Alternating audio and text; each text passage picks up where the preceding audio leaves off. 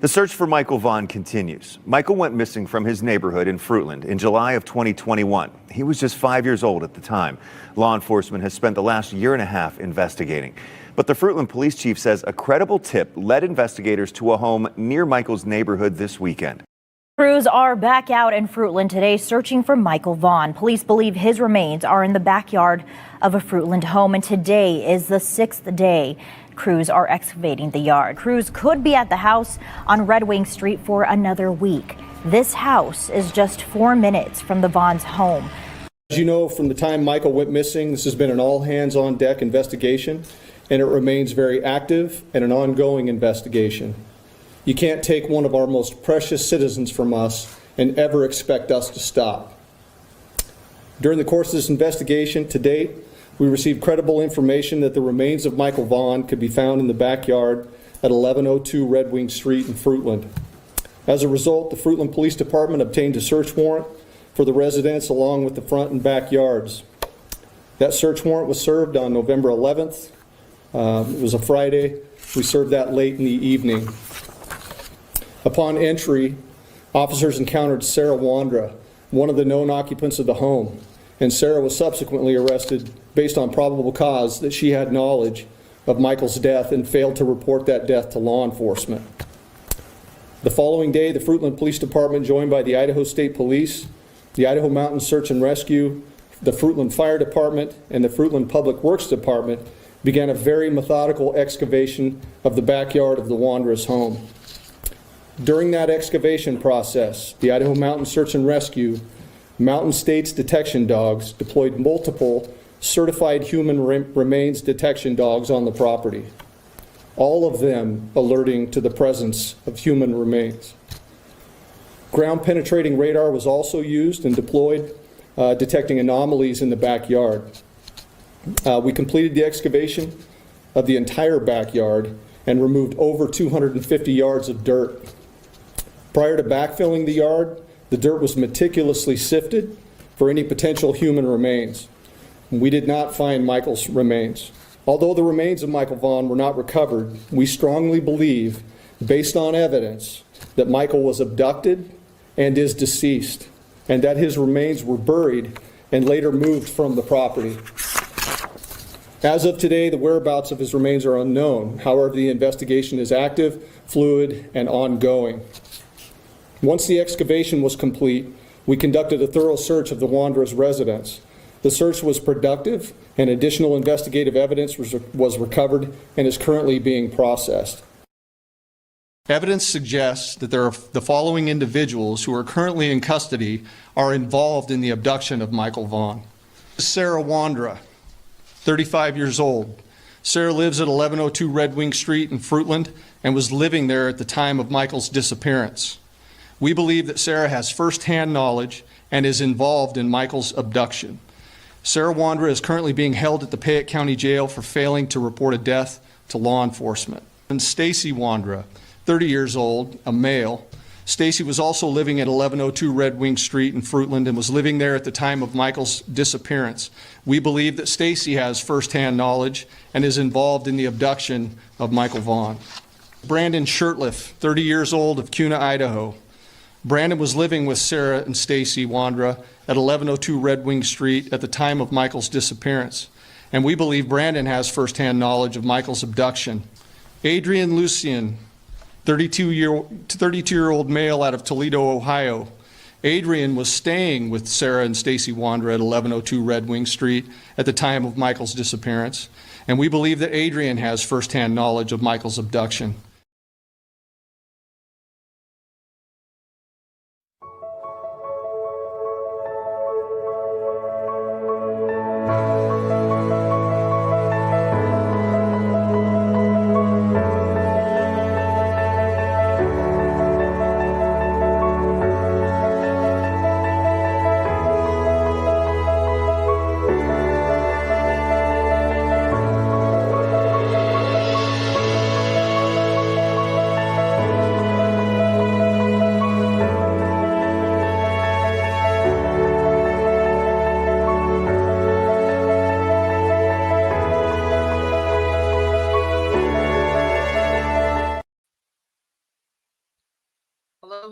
everybody. Welcome in to Missing PNW Crimes Revisited. My name is Samantha. Today is November 12th, 2025. How is everybody doing today?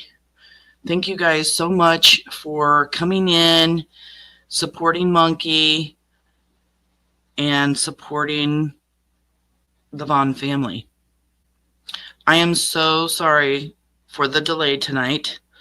As you guys know, there's so much going on in Michael's case, and as a creator and just working with Brandy, I get a lot of stuff going on at once, and everybody decided to come at me right before my live tonight.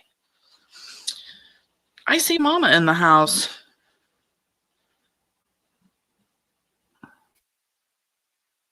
Hi, Brandy. It's good to see you. She says thank you for everyone for being here for Michael Joseph Vaughan. Monkey will be listening. Chicken noodle soup and pancakes for dinner. Oh my God, yum. Pancakes sound amazing. Amazing. So as you guys know, Brandy is in the house, and this is something that I wanted to touch basis on. So I'm going to touch basis on it right now. Please, your words in chat. I have the best chat ever.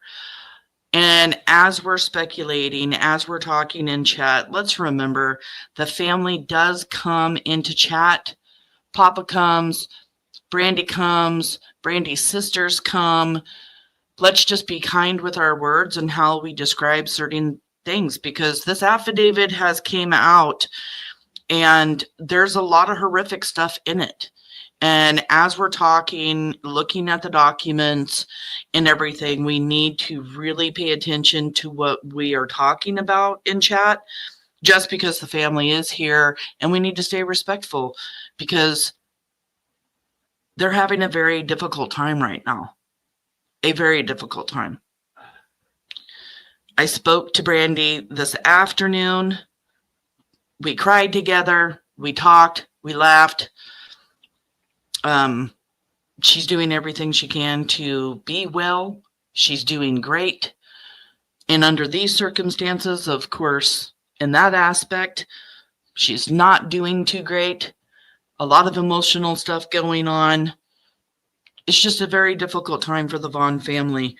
So please pray for them, pray for Michael, and let's just continue to pray that, charges come and they all are charged, and not just charged, but convicted of what they have done to Michael Joseph Vaughan. With that being said, welcome in. Thank you guys so much for being here. I really do appreciate it. Let's see who's in the house. Rizzo's in the house, saying hi to Brandy. Chicken noodle soup and pancakes. Who would have thought? Like, I need pancakes. I love pancakes. Matt is here. Thank you so much for coming in. Clover's in the house. Thank you for coming in. Good to see you. Baby Kisses is here. I have my beautiful moderators in the house. Hair Curlers in Crime, the best name on the YouTube streets. And we've got Sarah also in the house. Mama Bear's here. Nana for Life is here. Love that name. My moderators are amazing because I didn't get very much notice today. I didn't get very much notice to anybody today. I was so busy taking care of business and researching and putting things together that the day went fast. Halo Art, thank you so much for being here. And my beautiful moderator, Avi, thank you so much, hon. I enjoyed our conversation today. Thank you for that. Thank you, Pam, for coming in. And Bren Marshall is here. Good to see you. Rizzo in the house. Good to see you. Right. Who else do we got? Eve Hickman in the house. Thank you so much for coming in, for always sharing Monkey. I appreciate that so much. Always sharing lives, always sharing everything. Brandy also wrote in chat, protect your hearts, be kind to yourself, and be kind to others. Thank you all for your kindness and prayers. I thank you. Promise, Michael, Joe, you are getting your justice. I pinky promise, Monkey.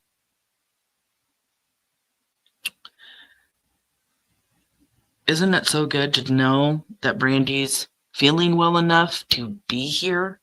That in itself is a miracle, and I am so grateful for that. Preschool Granny in the house. Hello, good to see you. So many new faces here. Welcome, welcome. I absolutely love having new people. Amy, thank you for being here.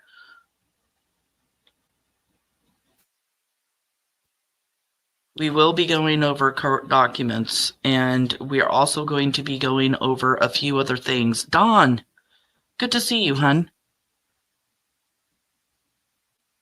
Love having you here.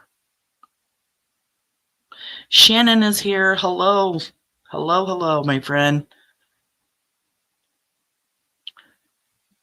Melissa, hello. Good to see you. Red Bull Girl, good to see you. So many people here. Thank you guys all for coming in. Wood Chipper, hello. Good to see you. So many of these people I talk to on a regular basis, and I just love everybody being here. Chicken noodle soup and pancakes dinner. That just sounds so good. Thank you, baby kisses, for the support. All right. I think I saw... Callie Down is here, too. Good to see you. Buzzy Fuzzy Butt. I love it. Beverly Lawyer is here. Good to see you. I'm getting up to the top, I promise. Seeing who else is in here. Buzzy Fuzzy Butt. My husband's cracking up laughing over here in his chair. Ashley is here. Thank you so much for being here. Mick Sporen is in the house from Scotland. Love having you here. Yeah, Michael's story has reached distances, right? Little Shirley in the house. All right. Thank you guys all so much for coming in. We have a lot of information to come over or go over. Sorry if anybody gets confused. I had to mark numbers on my pages, highlight things, write things down. Got some video clips I want to share, some things I want to talk about. Let me see if I can find it on. I'm not going to be putting up the affidavit like I normally do. I will tell you what page it's on if you're following along, if you want to find it later. Before I go any further, though, let me find, okay. This is something that I wanted to talk about. Something that we're going to be going over. Not tonight, but soon. And that is on page 6 of Stacey Wondra's probable cause affidavit, third paragraph down. It says, additionally, Stacey stated that the idea to take a child to sell for money was Adrian's. So Adrian's idea to sell Monkey. And they would get a $10,000 cut. I'm trying to figure out, is this a $10 cut for each of them, adding up to $40,000? Or are we just talking about $10,000 that they're all going to split? Because I just feel like that's insulting. I don't know if you guys know, but I have done a lot of research in the S trafficking world. And in that aspect, redhead girls with blue eyes, blonde-haired boys with blue eyes are on the top of the list of children that sellers want to buy. This is very sensitive information. Please protect your mental health. Complete and total trigger warning. This entire affidavit is a trigger warning. So the fact is we have to talk about it though, right? It's here and it has to be talked about. New information is out and we're going over it with a fine-tooth comb.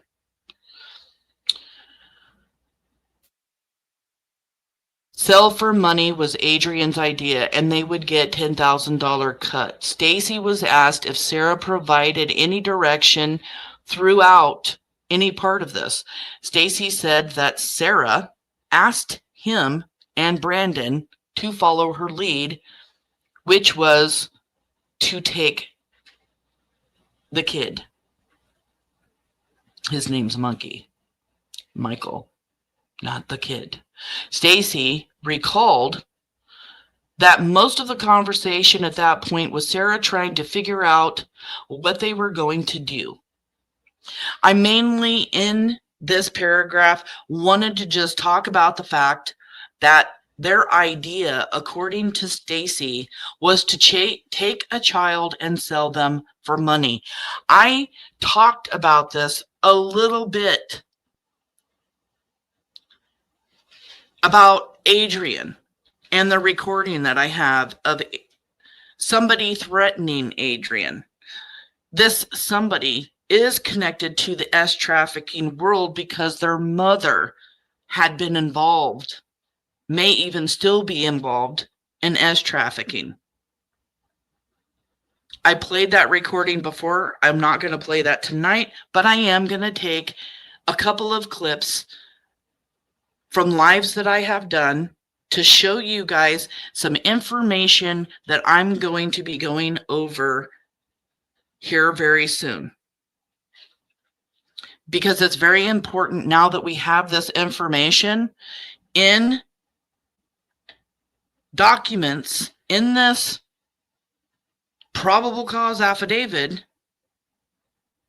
to talk about the fact that they wanted to sell Monkey. It's gross, it's disgusting, it's going to be hard, but I have information to share. Information that has been verified. Not videos, I have recordings, I have messages, I have a ton of information, and we're going to go over it.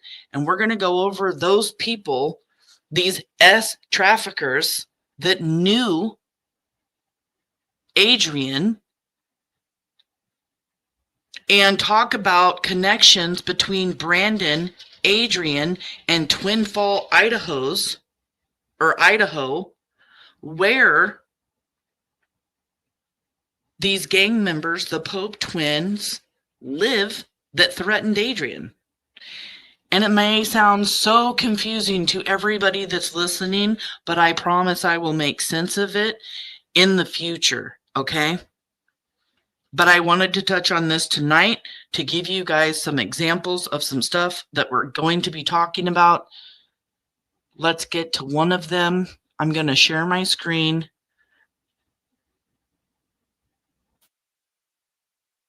I kind of touched basis on this. On one of my last lives, I talked about it.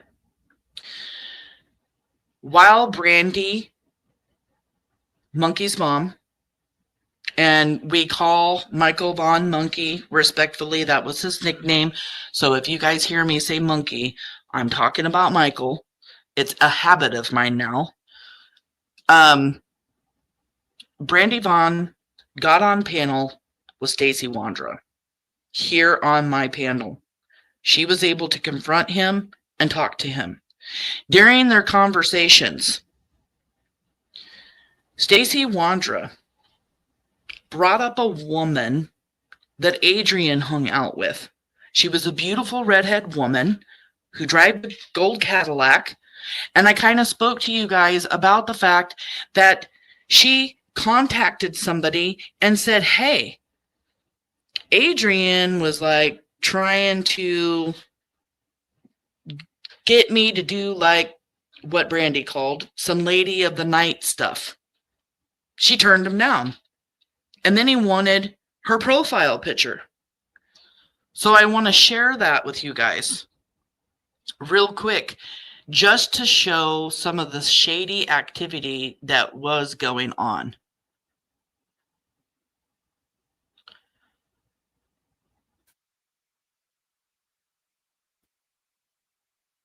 Let me get to it.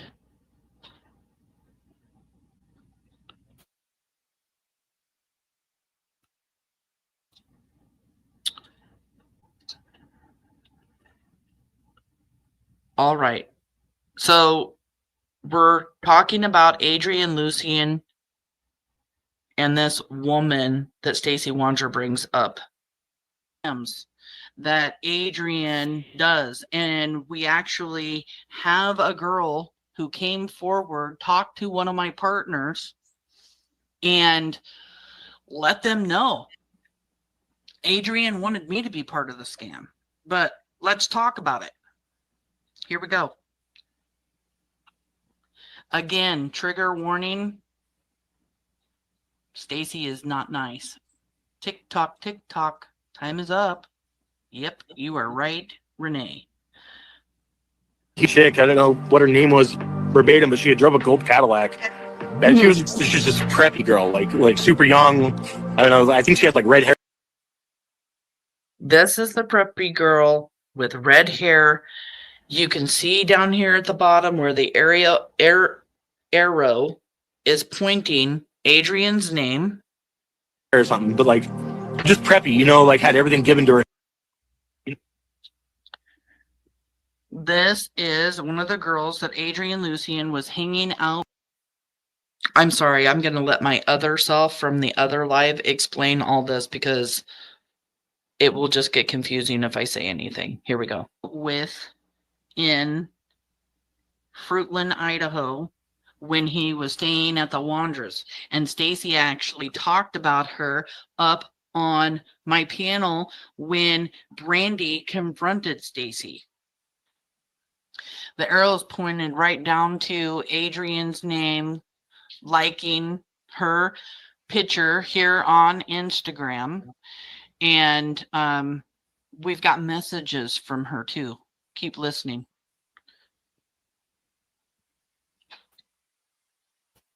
Handed it out to her, you know, and like it threw red flags, you know. But he was always constantly like he was always either going to Caldwell or Nampa or Boise. So it says, really a chick threw red flags, but not the things Adrian was into, or the real reason you had him stay with you. Stacey, the real reason you had Adrian come and stay with you? But every time he went, it was he claimed to go see a female, and sometimes it was the same female on different occasions. But he was like most of the time he wasn't home during the day. He was always out trying to get with someone. More about the scam that Adrian was trying to run. Isn't that a scam used for human trafficking? So I don't know. Like I said, I don't know anything other than that he had approached it that night, and I shut it down. Adrian had approached it that night? What night, Stacey? What night did Adrian approach this scam, this human trafficking, or whatever the hell it was? What night, Stacey? And if you guys haven't been over to go see True Crime, The Missing, over on TikTok, somebody that I work with, you should go over and take a look at that TikTok. True Crime, The Missing. All kinds of really good information over there about all of the suspects. So whether he was doing it after, like behind my back, and if Sarah knew something about it, then that's like between them. I cannot speak on that. Okay, so But you I don't know know Sarah met any of those men? No, like I would have been like, I shut that down when she had approached that initially. I shut that down when she approached it initially. She? Talking about Sarah? Sarah's the one who had originally approached this scam, or approached Adrian to come into Fruitland, Idaho to start doing scams, to start a ring. What? Using taxi service? Using fake profiles? But definitely using Adrian to do all these things. Sarah approached it, according to Stacey.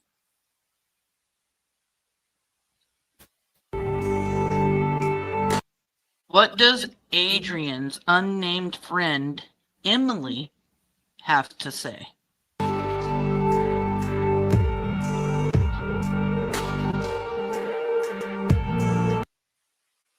This here is a message a message from Adrian is shown to Emily, and Emily responds weird. Hold on one second, because this stuff is way too small for me to read on the screen. She's just weird. And then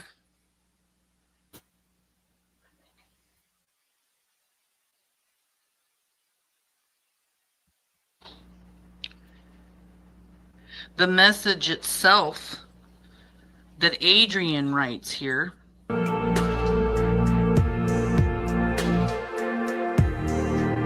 You guys may not even be able to read it, but I can. Says, I don't want to know nothing of y'all doing high-scale setups like this. It's got to be somebody's daughter or niece I screwed, but he uses a different word. Like the uncle of Emily was the mayor, or it says of Emily, the mayor of which he was the mayor of Ontario. And after she reads it, she's like weird and says,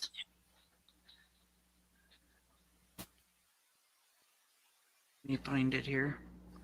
Weird.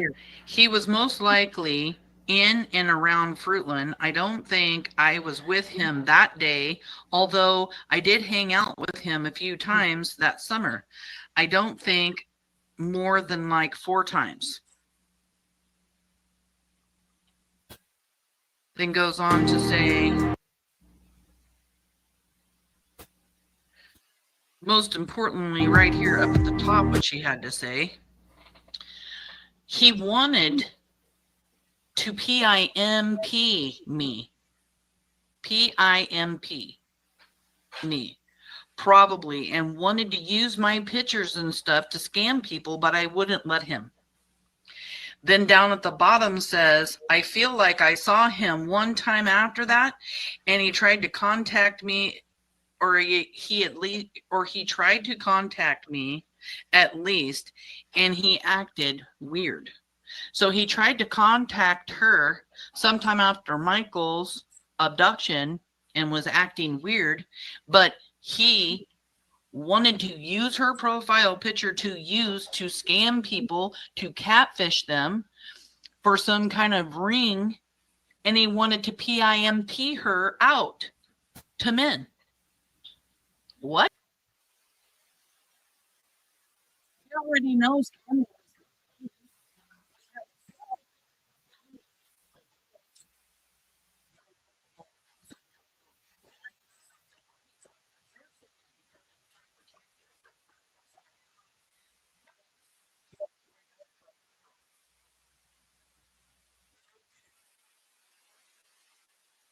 So Adrian Lucian was trying to PIMP a girl out in Idaho, was also trying to use her picture to catfish men. And now we are seeing in this affidavit that Stacey stated that the idea to take a child to sell for money was Adrian's. You're also hearing in that clip Sarah's involvement with Adrian, that they were talking about scamming.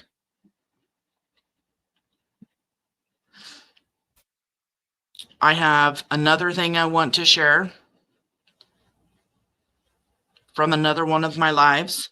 Again, we're going over the fact that these suspects took Michael to make money. And I wanted to show you guys just a little bit of what I have. I have a lot of information on it, but I wanted to show you a little bit of information about what's coming in future lives, because everybody's wondering who was involved, whose idea was it to do this to Michael, whose idea was it to take him, who did they know that could have been involved in some kind of trafficking. I've had a lot of information for a long time, and I've only put out a little bit. But you brace yourself for all of the information that will be coming soon. And we still will be going over this affidavit. Don't get me wrong. That is still a huge piece. Lots of information here. Let me share this next little clip.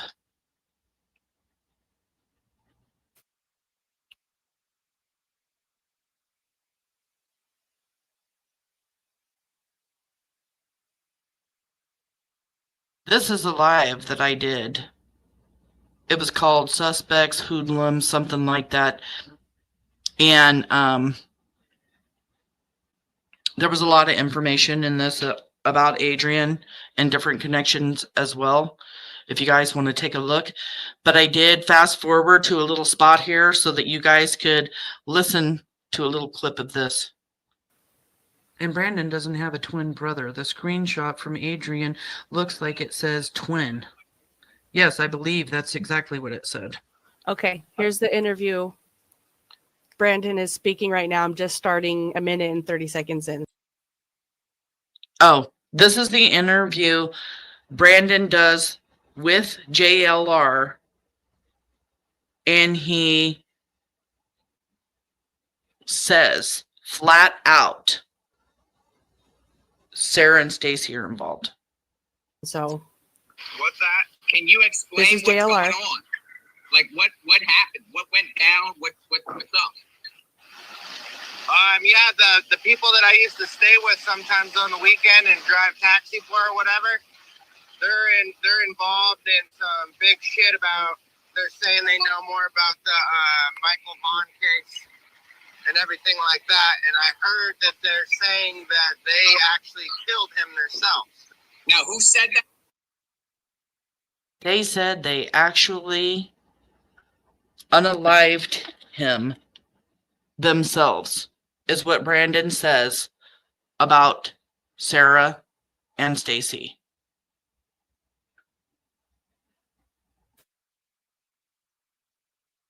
That's a huge, huge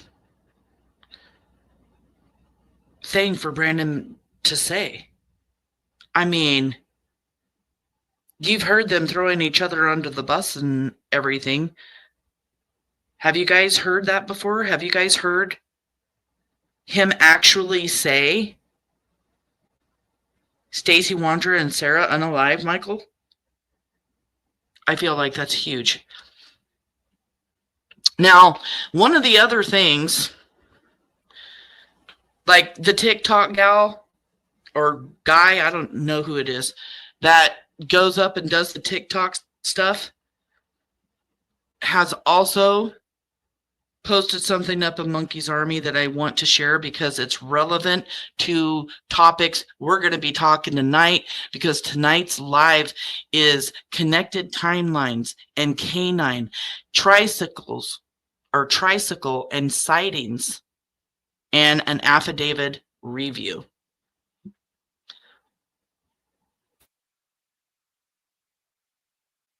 Let me pull this up. Again, this is credit to Monkey's Army here on YouTube. If you'd like to go back and listen to it again, this is a great timeline that's done. And yeah, we were talking over the phone today and piecing some stuff together.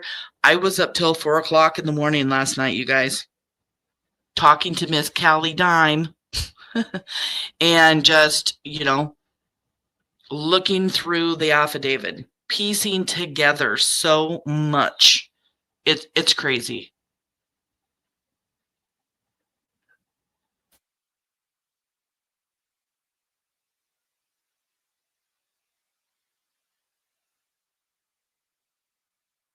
Here we go.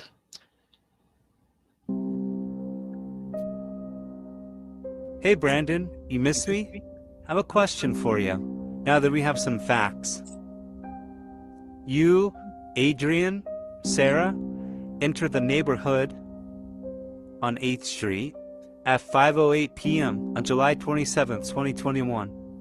You left the neighborhood at 5:12, and then you re-entered the neighborhood on 8th Street, passing CCTV footage at 5:56 p.m.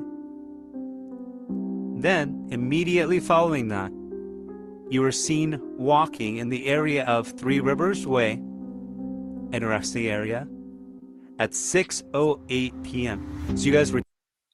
Let me just stop here for a second in case nobody knows this map. At the top, where the red dot is Stacey, Sarah, Adrian, and Brandon, where they were all living. Down at the bottom in Southwest 9th Street, that's where Monkey lived. This is their neighborhood. Turn in the vehicle at 5:56, and then all of a sudden, well, you go home real fast to decide you need to go for a walk at 6:08. Then you're seen at the splash pad at 6:18. And then you're seen at the back end of the splash pad, almost as if you just made a whole circle at 6:28 p.m. Ironically, at the same time that now missing Michael Vaughan was out around the neighborhood, including in Arizona, where you would have seen him from 8th Street. And then all of a sudden you go back home and you guys all decide, we need to go tow a car that could have been towed anytime prior to this. But no, you guys need to go tow a car immediately, right? So you guys leave the neighborhood at 7:08 p.m. Not 3, not 4, not 5, not even 6 o'clock, like Stacey's trying to say in all of his interviews. No, 7:08 p.m. So let me ask you again, Brandon, what were you doing from roughly 6:05 p.m. The first time you're caught on camera, 6:08 to 6:18 to 6:28, basically making a lap around the neighborhood, when Michael Vaughan was in the same area, and then all of a sudden he turns up missing? What about the tricycle? That's another question I have for you, Brandon. The tricycle was in the garage prior to Michael's abduction. So how, according to Dorothy, did Michael end up on the tricycle that was in your guys' garage, and then that same tricycle later get ditched into some bushes? It wasn't used to lure him, was it? That would have been a horrible idea, right? I have questions, Brandon, and the questions really are not going away until we get some answers. Here's another one for you, Brandon. Since your friends already ratted on you about this, why'd you get out of the truck just prior to 7:08 when you guys were leaving the neighborhood? Why did you get out? What were you looking at in the bed of the truck? What were you checking on? Hmm?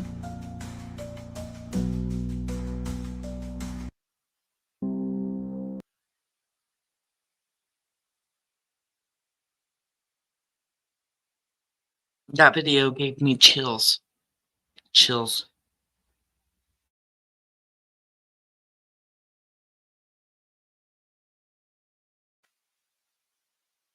The timeline is crucial here.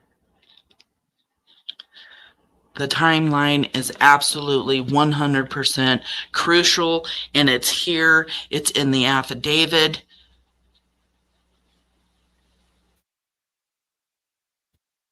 Gosh. Let's talk about the affidavit. Let's talk about Brandon Shirtliff and Michael Vaughan timeline.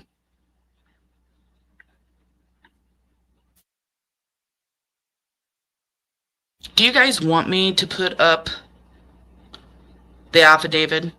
I can put up the affidavit, but I'm going to be switching around so much from page to page to page that it was just going to be really difficult to make sure the right things on the screen, if that makes sense. All right, I am going to set this over here. Let's listen to what Brandon Shirtliff has to say about walking in the neighborhood. Because when he was up on my panel, I asked him if it was him, and he got self-defensive really quick.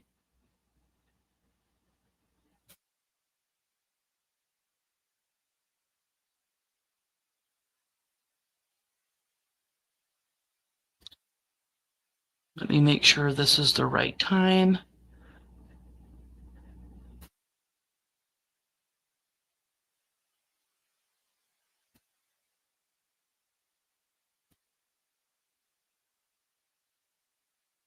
Is it 41? Just a little bit more.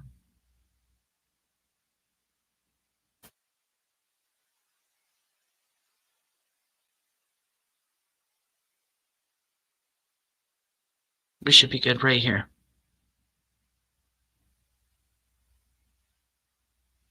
If they were, I'll say it like that.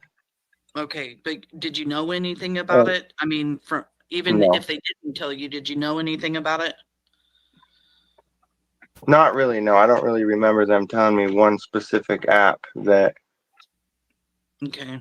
was doing something like that, other than just like Instagram, Facebook, Mm-hmm. you know. Do you know anything different about them social like media. trying to like scam people for money or anything? I think I kind of picked up on that a little bit as time went by. Okay. I heard that rumor one time, I can't say that I didn't. Do you remember where you heard it from? There's rumors going around the town if that was something that was happening.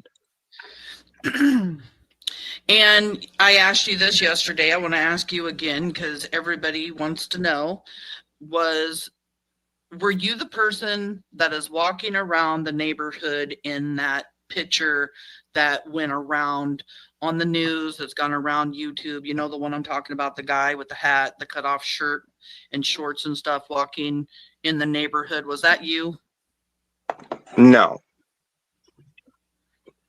Okay. I don't think that was my picture at all. It doesn't even look like me. And in fact, that person looks a little bit skinnier and may or may not have tattoos in places that I may or may not have tattoos. Okay. So it just looks like a totally different person to me personally. Right.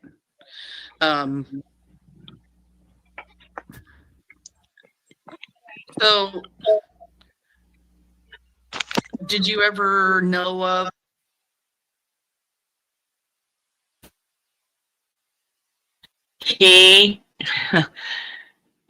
Doesn't even think that it looks like him. Okay, Brandon, make that make sense.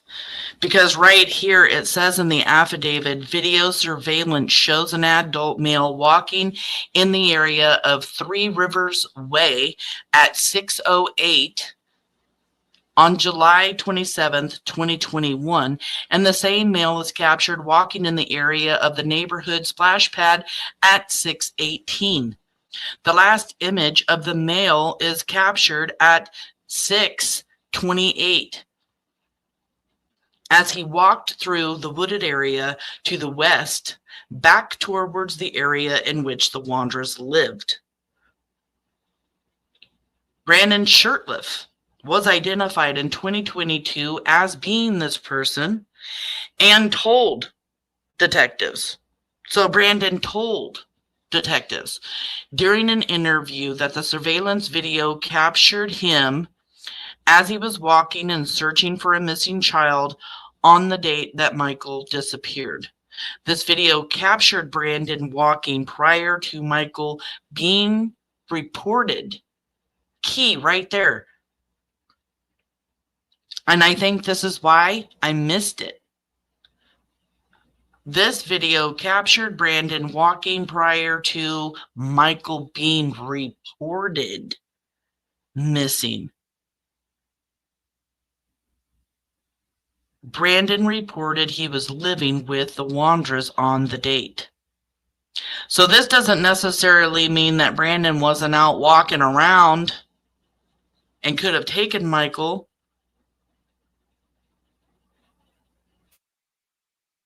Or couldn't have taken Michael, is what I meant to say.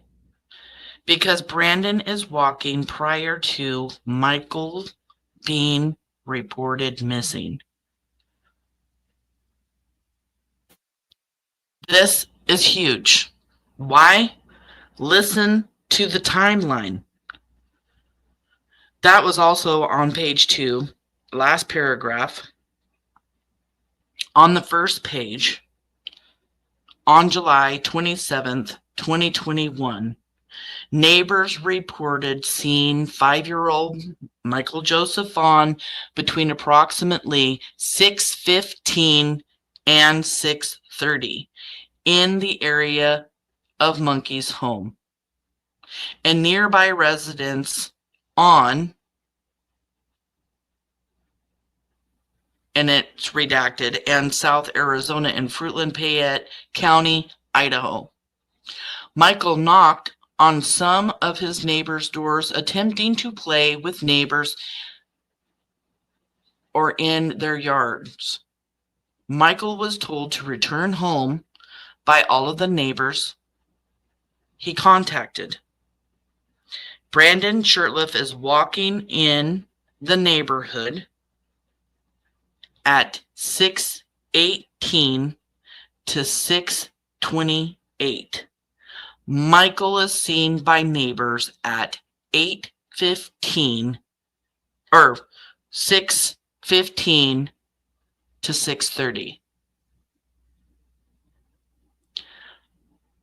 Brandon Shirtliff is walking in the area at the same time Michael is out wandering around after he got out of the house while Tyler was changing the baby's diaper.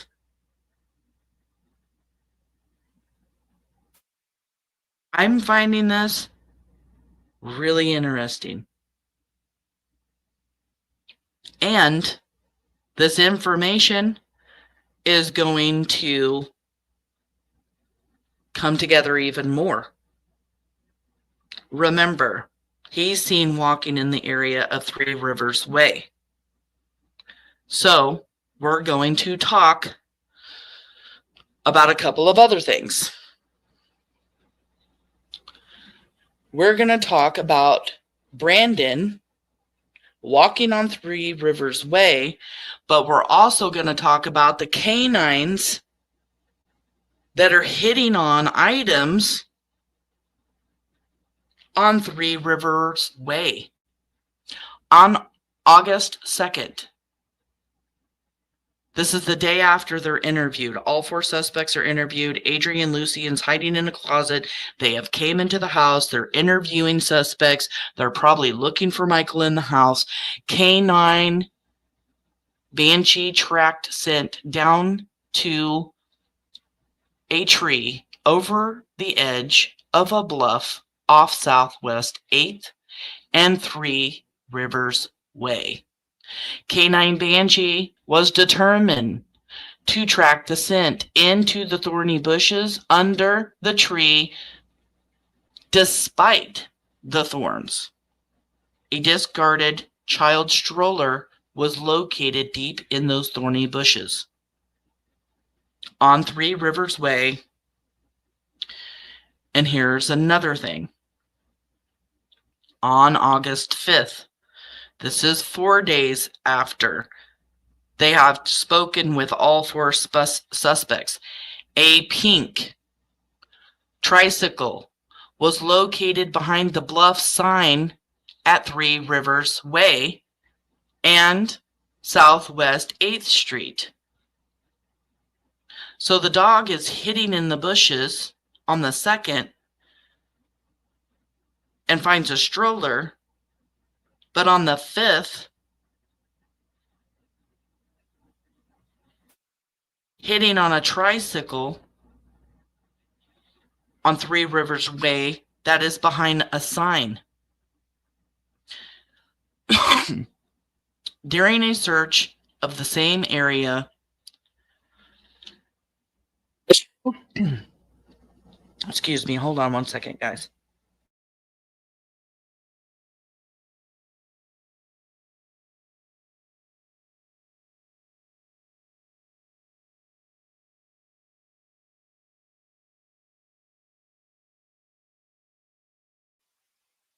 Sorry, I had a big cough there.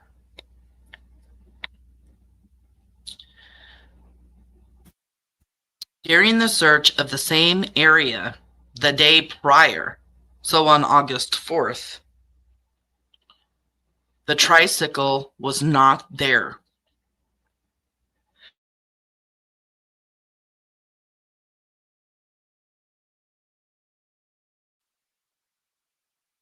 Jim Smith, who lives in the 3 Rivers subdivision, later reported that he had found the tricycle over the bluff under a tree next to a child stroller.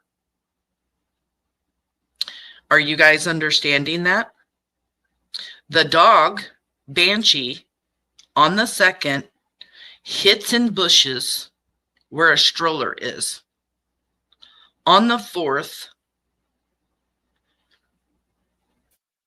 they know that there was no stroller there, but on the 5th, hold on. Yes, during the search of the same area the day prior, the tricycle wasn't there. Jim Smith, who lives in the 3 Rivers subdivision, later reported that he had found the tricycle over the bluff under a tree next to a child's stroller. So this neighbor that lives in this neighborhood, and he lives right here, not gonna give the street address, but that's where he lives, right there, 8th, Southwest 8th Street, and then the long road going north and south is 3 Rivers Way. Jim said he took it home to use one of the wheels for another project and then discarded it after removing the wheel as planned. Jim said he left it behind the bluff sign for neighborhood kids to use.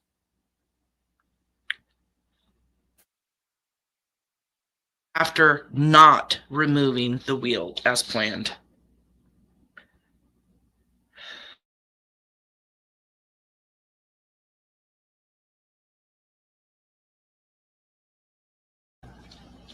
So the dog is hitting in the bushes near the bluff on 3 Rivers Way. Brandon's walking near 3 Rivers Way the day that Michael was abducted.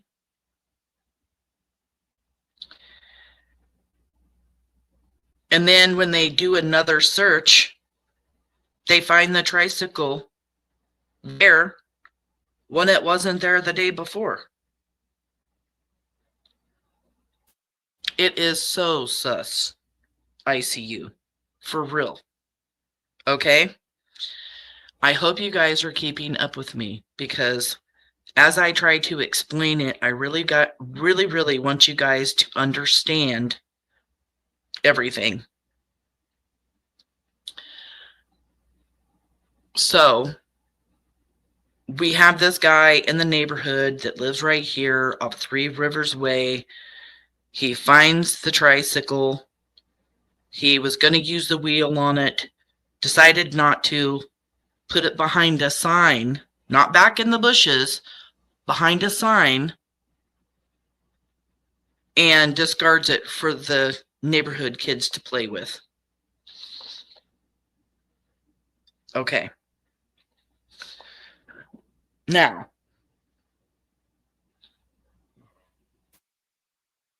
the next thing we're going to go over is Dorothy Starkey's comment, witness statement to police. Dorothy Starkey, who was present at wherever in Fruitland, reported on July 29th. So 2 days after Michael was abducted, she reported that she saw Michael riding a tricycle at the corner of Red Wing Street and Meadowlark Avenue on July 27th, as she was either entering or leaving the neighborhood. Dorothy is seen on surveillance videos coming into the neighborhood and going out of the neighborhood, okay? Remember, she sees him on a tricycle on the corner of Red Ring Street and Meadowlark. A K-9 team, a live scent K-9 team, searched the surrounding neighborhoods August 2nd through the 3rd.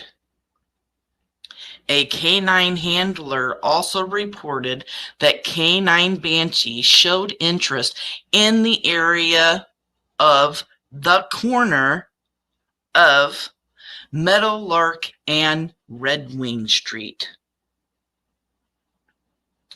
Dorothy Starkey tells police she saw Michael riding a big wheel tricycle at the corner of Red Wing Street and Meadowlark Avenue on July 27th. K-9 handler also reports that K-9 Banshee showed interest in the area of the corner of Meadowlark and Red Wing Street. Hell yeah, the K-9 knows, Melissa. Hell yeah, they know. And then it goes on to say the K-9 showed interest at the intersection and then headed straight to the fence and front door of the Wonders residence. Here you have a K-9 dog on the corner of Red Wing and Meadowlark Avenue. He picks up the scent of Michael Vaughan. They used a shoe of Michael's so that the dogs had a scent. That's in this affidavit. Okay? Let's just imagine. You have a dog. What does it do? It smells Michael's scent. Whatever the body of the dog does, when it smells the scent, it's giving off and alerting. Right then, it's wagging its tail, it's doing what it does, and we know once these dogs hit, they don't stop. They are pulling their handlers. He is following a scent, and he is going crazy, and he is going, following the scent all the way to the Wanderer's front door and fence.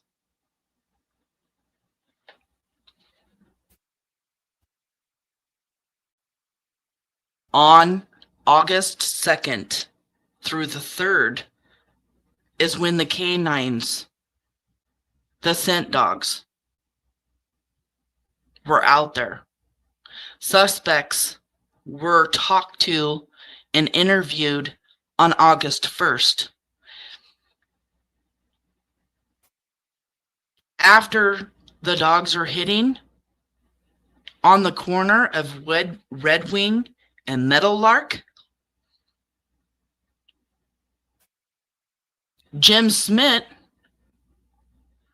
finds a tricycle where the stroller was, takes it home, puts it back, and they find the tricycle the next day.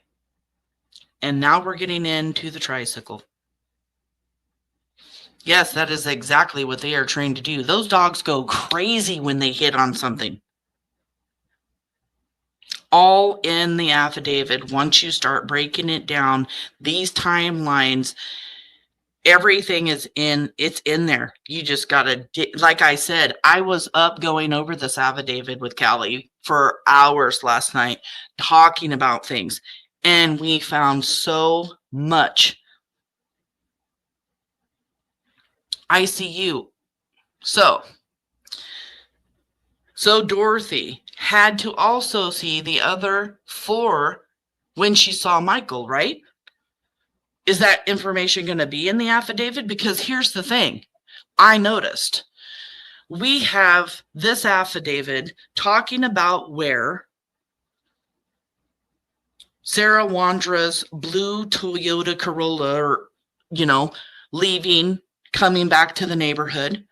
We have the CCTV camera getting Stacey in the Lexus, leaving and going to the splash pad.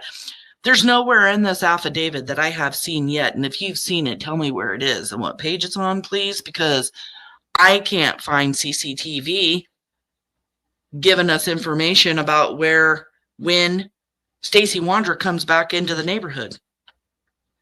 Is that of evidentiary value? Is Dorothy's statement to police of evidential value as well? Can they only give us in this affidavit a little bit of the information because they can't give us the evidence? And if she reported seeing suspects with Michael while he was riding the tricycle, wouldn't that be part of like some major evidence that they would not be allowed to put in this affidavit? That is what I'm starting to think. Because let's remember, the affidavit isn't the evidence. The evidence is going to be in the discovery. So, I think as we go through this and talk about it more, we're going to learn more. We're going to learn what evidence isn't here. Just like it mentions that the suspects were going to sell Michael and that it was Adrian's idea. But it doesn't mention who they were going to sell Michael to, does it? That is evidence. They cannot talk about key pieces of the evidence.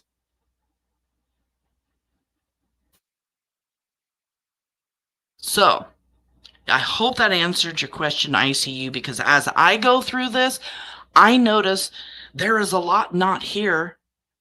And I'm going, oh, well, wouldn't that be a key piece of evidence? Yes, it would. Okay, well, that's why it's not here. And I'm kind of moving along with that because I've been explained this now by somebody that knows court documents. And that's what I'm hearing. There's not going to be substantial evidence in these court docs. There's not. So, by the way, if you guys can hear me sucking on my halls, clicking with my teeth and everything else, I am sorry. I went over last night's live. I was watching chat. I could hear me sucking on my halls, but if I don't suck on them during the live, all I'm going to do is cough. So, I want to take a moment.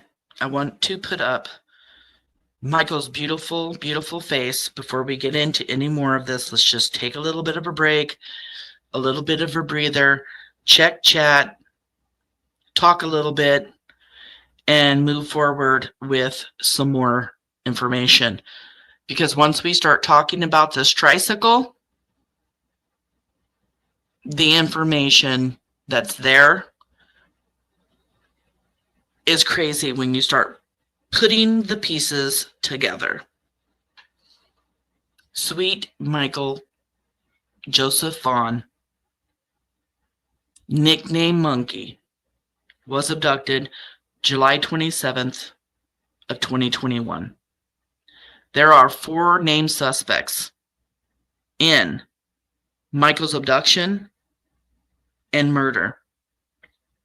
And that is Stacey Wondra, Sarah Wondra, Adrian Lucian, and Brandon Shirtliff. 3 out of the 4 are incarcerated, and we're just waiting for Adrian Lucian to get arrested for his warrant. Stacey Wondra has already been given his fugitive paperwork and is going to be extradited to Idaho so that he can face charges and be read his rights for first-degree murder, second-degree kidnapping, and concealment of evidence. Destruction, concealment of evidence. We know that not just Stacey has a probable cause affidavit. Sarah Wondra has the exact same one. She has not been arrested and charged yet. She will, obviously, if there is a probable cause affidavit, in my opinion, something's going to go down there. Brandon Shirtliff, the man walking around the neighborhood, is currently in jail, incarcerated until December 3rd or 4th in Canyon County. Went over all of this information last night about him being transferred from Kootenai County to Canyon County. If anybody out there knows anything, please come forward and call the tip line at 208-642-6006 or email findmichael@fruitland.org. No tip is ever too big or too small. You must let law enforcement decide whether your tip is credible. So please, if you saw anything, if you know anything, if you heard anything, say something. If you know something, say something. It's that simple. You could be Monkey's hero. You could be the Vaughan family's hero. Michael needs to come home. And if you know any information about the suspects moving Michael from the Wandra's backyard to an unknown location, please come forward. 208-642-6006. They want to put Monkey to rest. He's not coming home the way that the family wanted him to come home.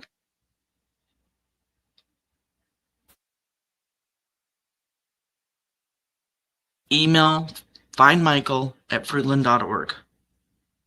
It's not hard to do. Give that tip, please. And for the public watching the replay chat, please share Monkey, share his beautiful face, share his flyers, share his story, share Stacey Wondra being charged, whatever it is in the case that you want to share. Share the lives that any of the creators do on Monkey. Well, except for one. But please share him. It's important. We got to keep bringing awareness. We just have to. The family needs us to keep his face out there in the public. We're Monkey's Army. We're never going to stop. All right. So, the next thing that we're going to talk about that's in the affidavit is the tricycle. We already kind of touched basis on it, but we're going to continue talking about it because there's little bits of pieces and information about the tricycle, the location of the tricycle, who found the tricycle, where it was prior. And then we can even talk about what the suspects had to say about the tricycle. Let's listen to that. So, let's see. Let's hear what the suspects say about the tricycle.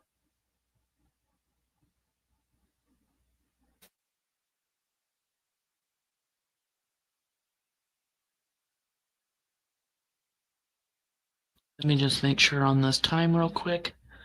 What is this? Okay, here we go. He says love, hope, faith, taxi ride for today. That is Chris Madonna, who has been doing this for over 40 years, talking to Stacey Wondra.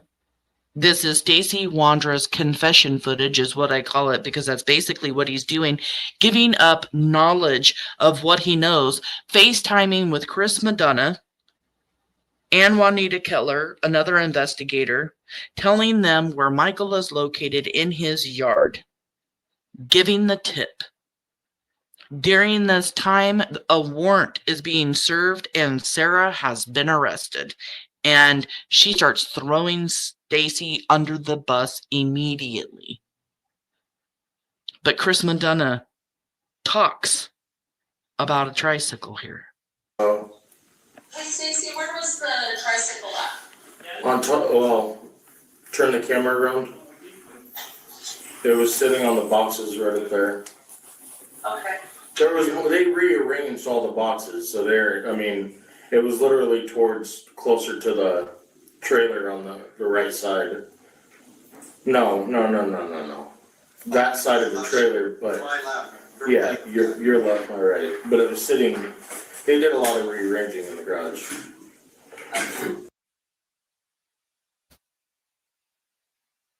Does that sound familiar, everyone?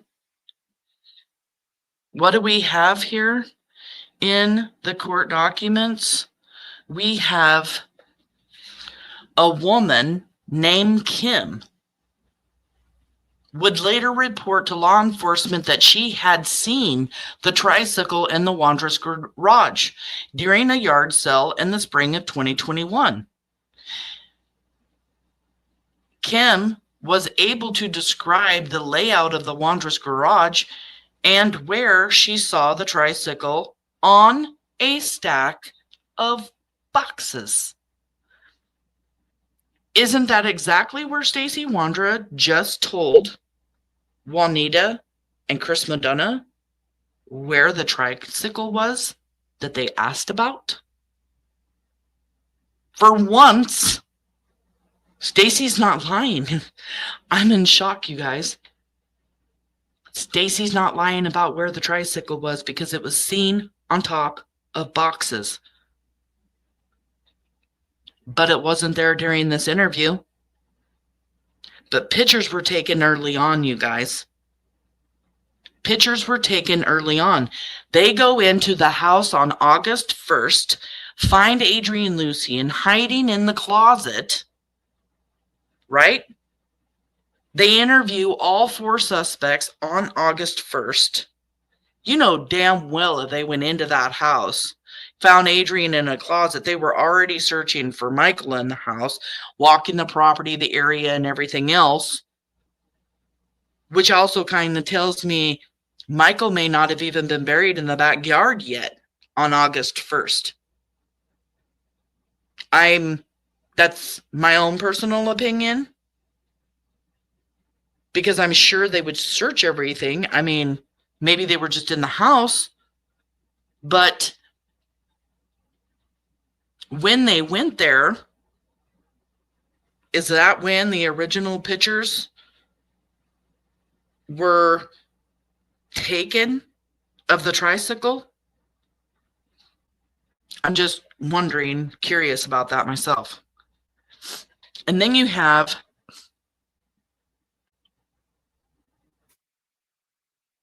Brandon Shirtliff also talking about the tricycle.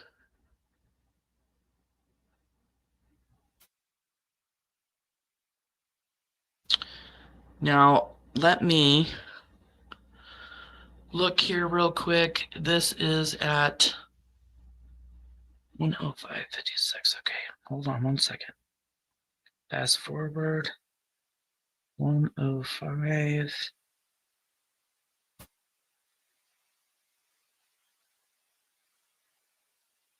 This should be fine. Now, back to a question I just saw in chat that I'm actually curious about, because there was talk about it, because Chris Madonna talks to Stacey about it in that confession footage. Do you know where the tricycle came from that was in Stacey and Sarah's garage? No, ma'am. And I do remember that being one of the questions that came up. So that is kind of in detail one of the things that I'm thinking about and this and that. But as far as just a random tricycle showing up one day, hell no, I didn't know where it came from. And I'm trying to think if I ever did see it or if it was around or anything like that. But I do remember seeing bikes and other things. So I got to go over other things other than just tricycles, you know? So it's like, lot to think about, but as far as me personally knowing where that came from, not really, no. My guess would be from the neighborhood or down the street or someplace close by, possibly. Okay. Was that just so much leakage or what? Could have came from down the street. There was so much leakage right there. I got the timestamp, but I didn't really listen. And now I gotta listen. Sorry, you guys. I gotta listen to that again.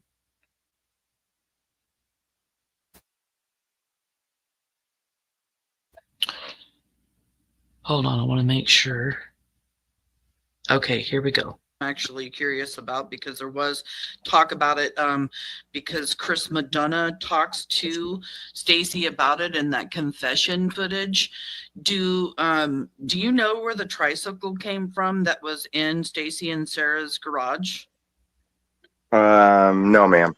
And I do remember that being one of the questions that came up. So that is kind of in detail one of the things that I'm thinking about and this and that. But as far as just a random tricycle showing up one day, hell no, I didn't know where it came from. And A random tricycle just showing up one day? Hell no, I didn't know. That was kind of defensive right there. I'm trying to think if I ever did see it or if it was around or anything like that. But I do remember seeing bikes and other things. So I got to go over other things other than just. I got to go over things. What? Like he's got to go over things in his head? He pisses me off. He just deflects so much. This and that. Ugh. Gross. Tricycles, you know? So it's like. Lot to think about, but as far as me personally knowing where that came from, not really, no. My guess would be from the neighborhood or down the street or someplace close by, possibly. Someplace close by, in the neighborhood, down the street. My guess would be in the neighborhood, down the street. This is total leakage, in my opinion. He knows damn well where that tricycle came from. 100%. And dogs hit where Brandon Shirtliff was walking on Three Rivers Way and where the tricycle was.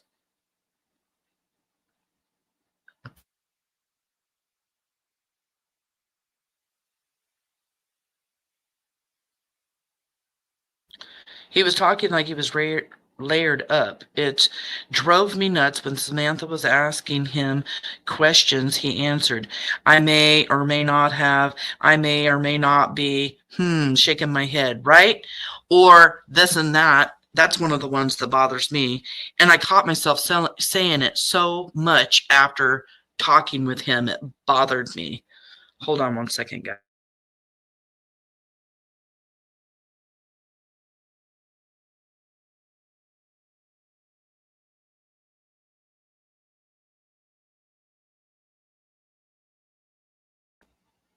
I'm sure you guys don't want to hear me blowing my nose, right? Okay, so I just want to look through chat a little bit before we proceed. That is what the suspects have said about the tricycle that's mentioned in this affidavit.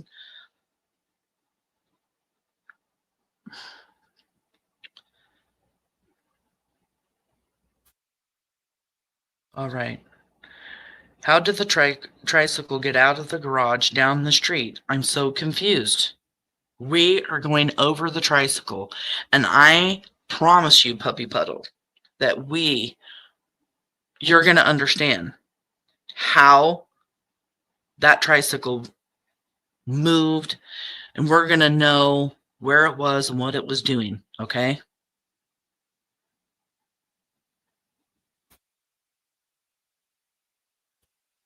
Okay.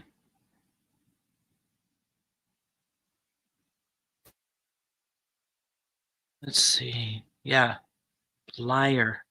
He knew exactly where it was.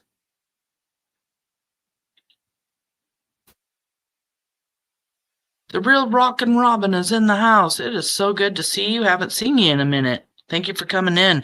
And if you were here and I missed you, I'm sorry about that. Chat has been growing. People who have nothing to hide nothing. Exactly. Crawl space door in the closet mentioned before. Yes.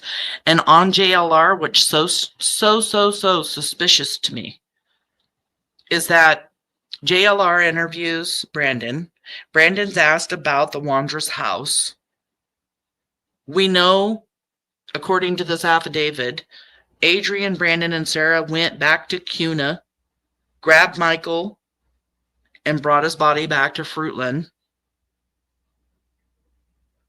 on the 28th, the day after Michael was abducted. But Brandon, when asked about the house, the Wondras house, JLR said something like, can you describe the Wondras house? And he's like, yeah, it's a 3-bedroom.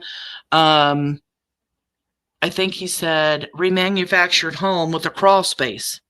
Like he just up and mentions a crawl space. Anybody here in chat, when they're describing their home, going to talk about the crawl space? I'm going to say I live in a 2-bedroom duplex with a kitchen and living room and a 1-bath, front and backyard. The back's, got a fence around it. When am I going to get to the point where I talk about that there's a crawl space in my master bedroom? I'm not when somebody asks me. I've always found the crawl space suspicious. My own speculation of whether or not they kept him there for any amount of time prior to burying him in the Wondras backyard.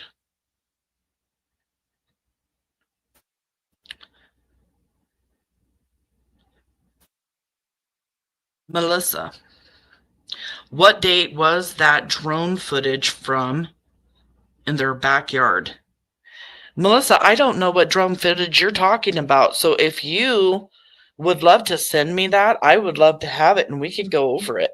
We could definitely add any kind of information like that you know of that we could talk about that fits in with affidavit and the times here.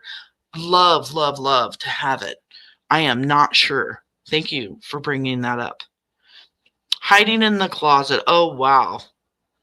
I am sorry, but that is almost funny, hiding in a closet. At the time, Didn't Adrian have a warrant in California? It's been a while, sorry. I don't know if he had a warrant in California, but I know on the 24th of July, just a few days prior to Michael's abduction, he did have a court date in California. And when I heard that Adrian, 6'4" Adrian, was hiding in a closet, it made me giggle too.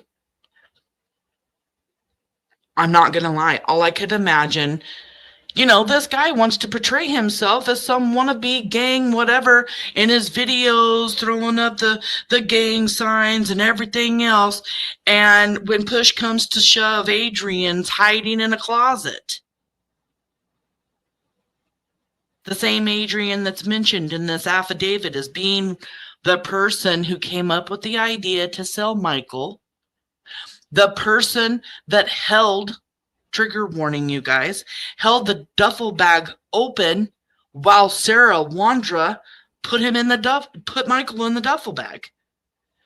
Him claiming to not have involvement and to not,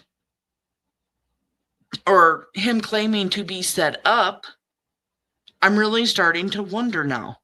I'm gonna be honest with you, I was falling for it hardcore that maybe Adrian was set up. That's what he's continuously said this whole time. He's shown up in chat. He has text message people. They kidnapped that kid or they harmed him. But the fact remains that Stacey Wondra himself is the one giving up this information, and that's his statement. So we got to think about that. Stacey Wondra, we don't catch him telling the truth very often, do we? Because he doesn't. He is a pathological liar. CCTV cameras or public cameras are in a public area, not residential, but they should and probably do have so much video of them coming and going past those. Yes, if they would have had CCTV footage in the neighborhood, they would have known exactly where Michael went, right?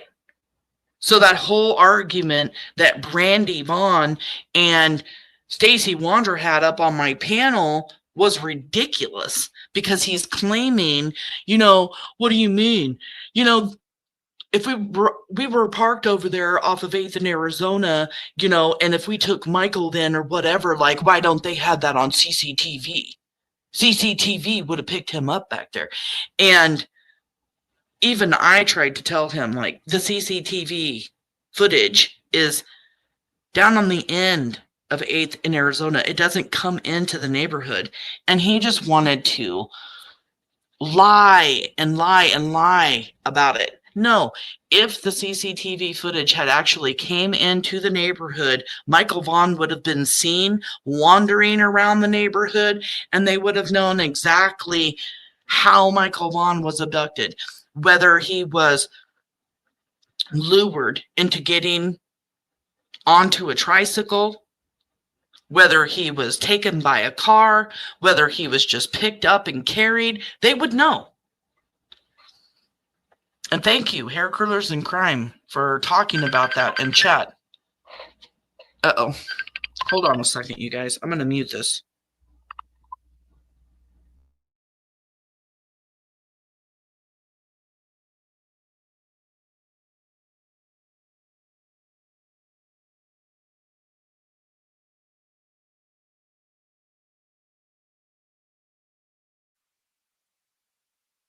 I bet you my grandbabies wanted to call me because today is Wednesday, and I always go over to see my grandkids to eat dinner and visit on Wednesdays. That's our family night, play games and stuff with them.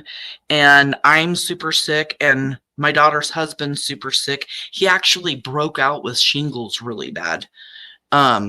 So we kind of are staying away from each other because of all the sickness. I'm upset that I'm missing that call with my babies. with my babies. I've been so sick I haven't seen them. When did Tina return from her trip? Okay. It says that when did Tina... Oh, that's not in the affidavit. You said Tina, and I'm thinking Dorothy. You know what? I don't know. What I do know is when she went on her trip, she was gone for a month. But I don't know when she actually returned from her trip. Because Brandon Shirtliff's mom, Tina, which is who ICU is asking about, was gone on vacation when Michael Vaughan was abducted. And that's why they came up with this idea of taking Michael after he was abducted to CUNA, because they knew they were going to start looking for Michael Vaughan in that neighborhood. They had to get the hell out of there with him. And they go to CUNA because Tina's not there. We also know that cadaver dogs also hit at Tina Moreel's house. And according to this affidavit, Brandon Shirtliff took Michael, trigger warning, very sensitive information, you guys, in this affidavit. So please, please protect your mental health. If anybody here wants a copy of the affidavit to go over, you can also go to Monkey's Army. I believe they posted it up. I still haven't done that yet in Michael's group. I will do that soon. I'm sorry, you guys. But cadaver dogs hit over there. Brandon Shirtliff, according to this affidavit, took Michael, who was in a duffel bag, into the spare room at his mom's house, and then they left without even checking on Michael. And it is presumed that Michael had passed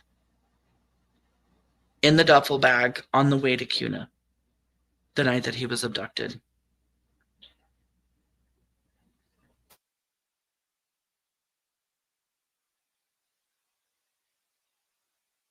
Yes, cowards.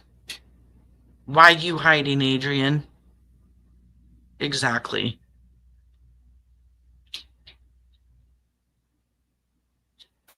But they seen Dorothy coming and going.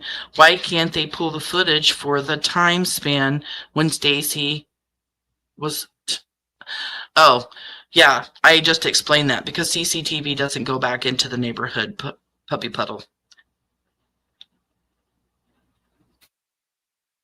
It is absolutely sickening. These people are monsters. I'm sick to my stomach, you guys. I had text messages, phone conversations, and everything with Brandon Shirtliff for a while. And I am so not happy about it now. I mean, I'm glad I did what I did, but at the same time, it's made me very sick to my stomach since all of this. Yes, God bless the dogs, the trained dogs that are not only trained to find decomposed remains, but also to get on that scent, follow that scent. And that's exactly what happened in this case. They have a scent dog that hit on Michael where he was abducted from, and the Wondra's home and fence, and in the corner of Meadowlark and Red Wing Street. Let's start talking about the Tricycle, you guys, okay? Thank you guys all for coming. Click the notification bell. Today, I got super busy. I didn't get my thumbnail up, even though I knew I was going to go live all day long. It was just a couple of hours or few hours before this live. Subscribe if you'd like to subscribe. Become a member. Lurk. I want to thank everyone that comes here, that supports me, that supports the Vaughan family and Monkey, for just coming in and being a part of Monkey's Army. Okay. I have to take my sweater off because my husband turned up the heater. All right. Let's talk about this. Oh my gosh, this gets crazy, you guys. And I haven't even convinced myself that I 100% understand, because it is really confusing to know, how did this tricycle move around? Okay. So I'm going to try to do it in a way that it makes sense, because I have to go back and forth between 4 pieces of paper. So please bear with me. Oh, I don't think I'm going to need this one for now, so I'm going to set this one aside. I'll use that as reference to come back to if I need to. Okay. The tricycle. Dorothy Starkey reports to police 2 days after Michael came up missing that she sees Michael on a big wheel tricycle on the corner of Red Wing Street and Meadowlark. Brandon Shirtliff walking in the area of 3 Rivers Way.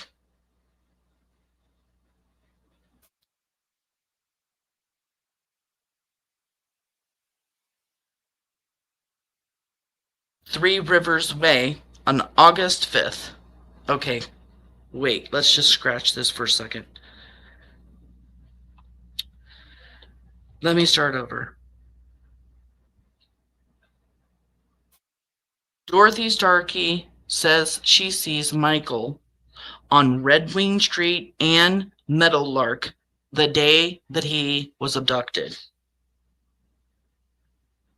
Okay.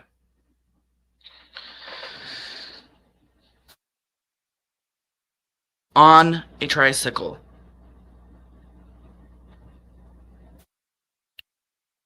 Live K-9 teams reported that K-9 Banshee showed interest in the area of the corner of Meadowlark and Red Wing Street. That is where Dorothy saw Michael on a tricycle. Now,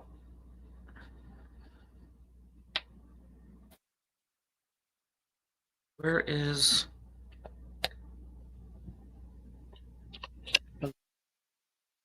Hold on one second, guys. I'm having a problem finding something.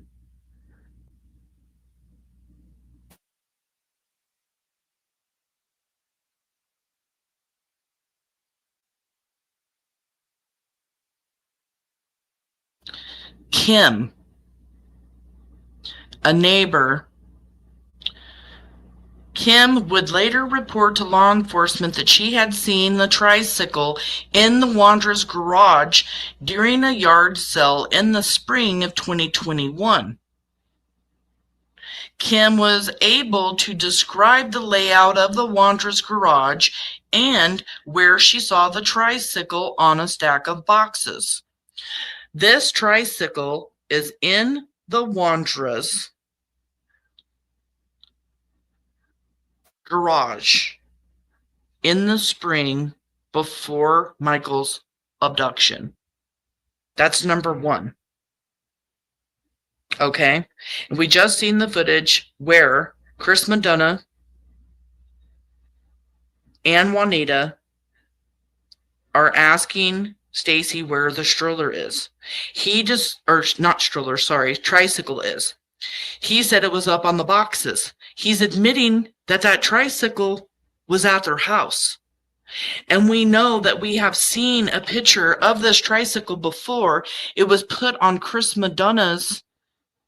Let me see if I still have it. It was put up on something that Chris Madonna did. And this picture was taken in the Wondра's garage. I'm wondering if it's at the same time they went to their house on August 1st, but I don't know. I don't know that for a fact.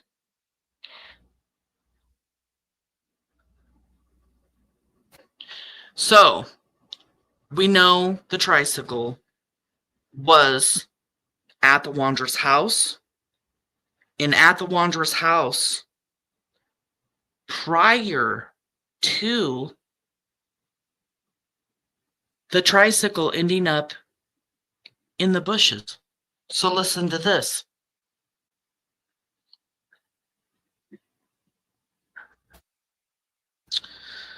I have to find everything. I go through, like I said, there is a few pages.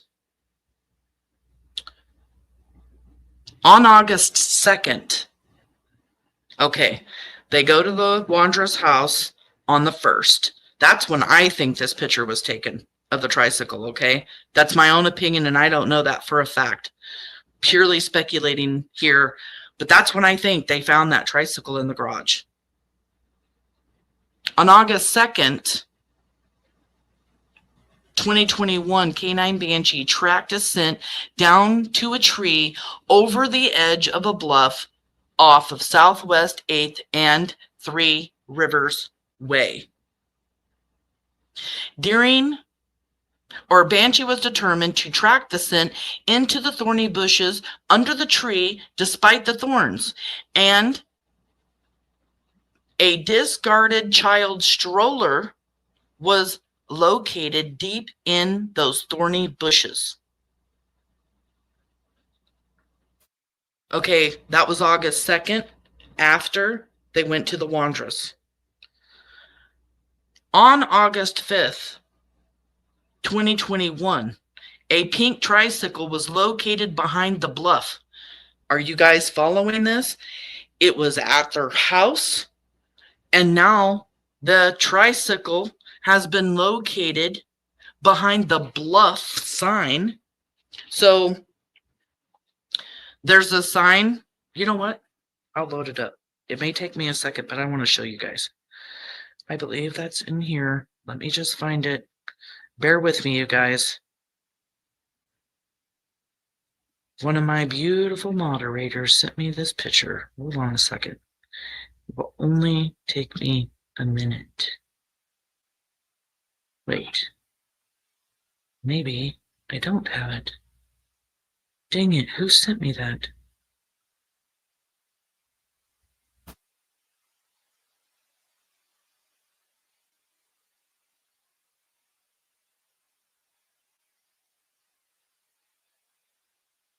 Okay, so the entries into neighborhoods, sometimes you'll go into them in the fancy neighborhoods and you see the little brick signs that talk about the name of the neighborhoods.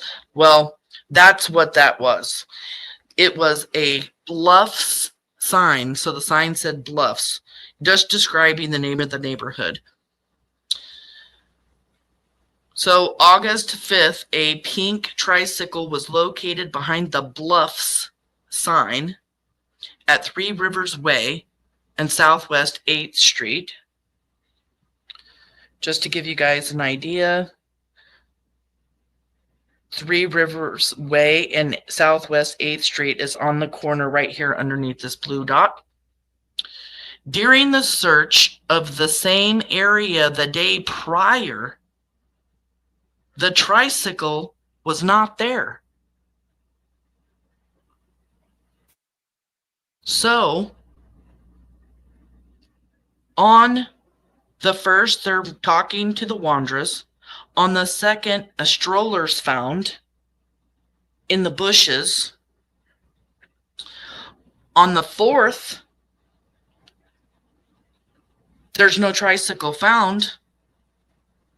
But they find out that Jim Smith, who lives in the 3 Rivers subdivision, later reported that he had found the tricycle over the bluff under a tree next to a child stroller.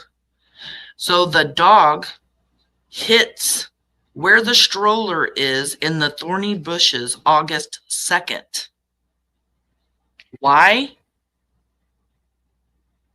Because there was a tricycle with that stroller at one time before Jim found it and took it home.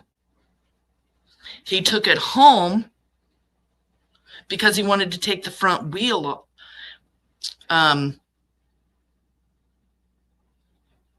later reported that he had found the tricycle over the bluff under the tree next to the child's stroller.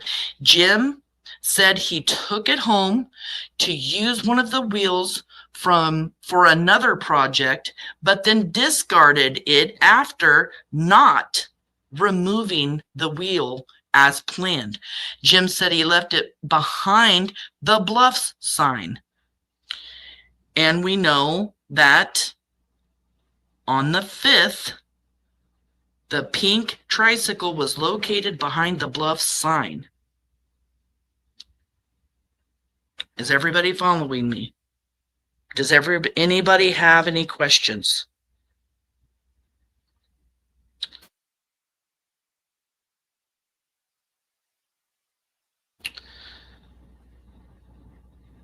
Just sent you a screenshot of the sign. Oh, I love you. I see you. Thank you. Because I want everybody to understand what this sign is. Oh, God, I got to crop that or something. Thank you. I'm going to download that and then thank you so much for that. And download that. Let me come over here.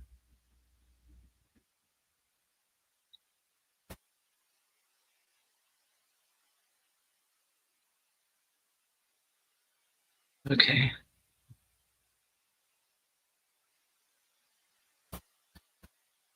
That's what I want. Thank you, ICU, so much for this. All right.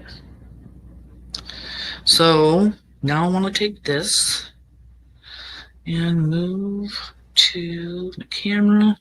I need to upload it into my computer. Hold on one second, guys.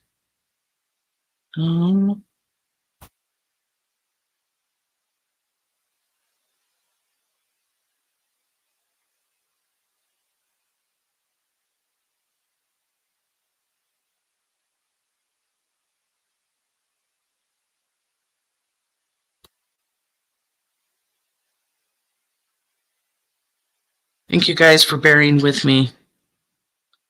We want to know everything. Okay. I think I should be able to find it now. Thank you so much for that, ICU. Amazing. Here is the Bluff sign. Like I said, it's just like an entry to the neighborhood. Okay. And then that is located on the corner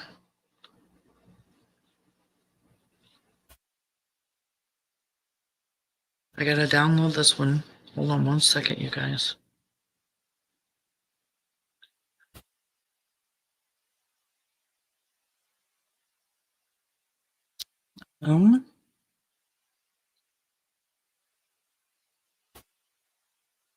So the Bluff sign is located on 8th and 3 Rivers Way.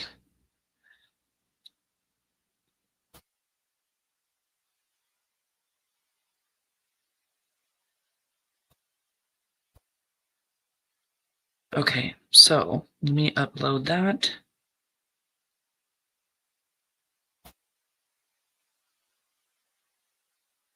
Here's the street view, there's the sign. So 3 Rivers Way will be going up and to the right, and 8th Street is here in front, okay? So the Bluff sign is right underneath those trees. I hope everybody understood. The Wondras had the tricycle. Michael Vaughan was seen on the tricycle.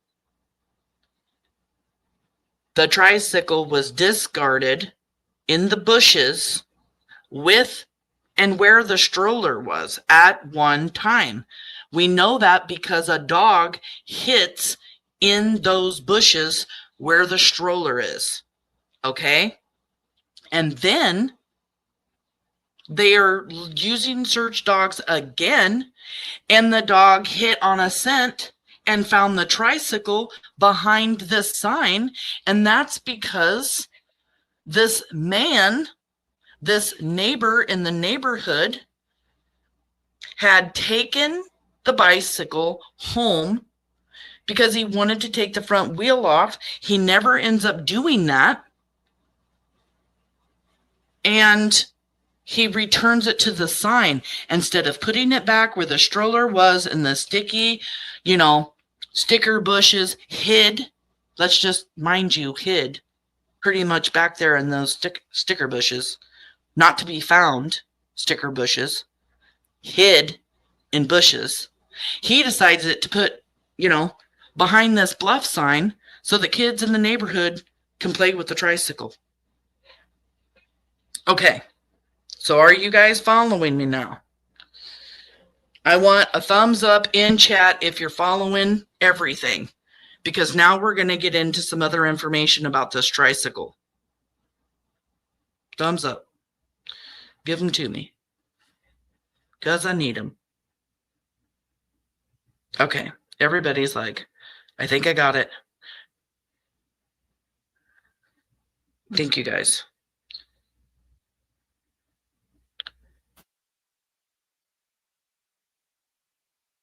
All right. Good, because I really want you guys to understand it, because you guys do not know how much time I had to spend going over this with even other people to get their take on it and keep talking about it and reading about it and everything to really understand where this tricycle was, where it ends up, how it plays in this story. Because let's face it, it was talked about and people thought, we're not supposed to be talking about this tricycle. Some creators were thinking this tricycle doesn't have anything to do with anything. I was one of those people. I didn't know the facts of this tricycle. Now I'm learning about it and I'm just like, okay. So, now.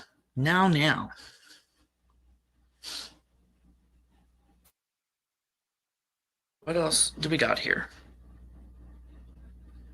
I'm going to set this right here for a second. And we're going to talk about Kay Ramsey. We're going to talk about Sarah Wondra's mom, who lives in the neighborhood.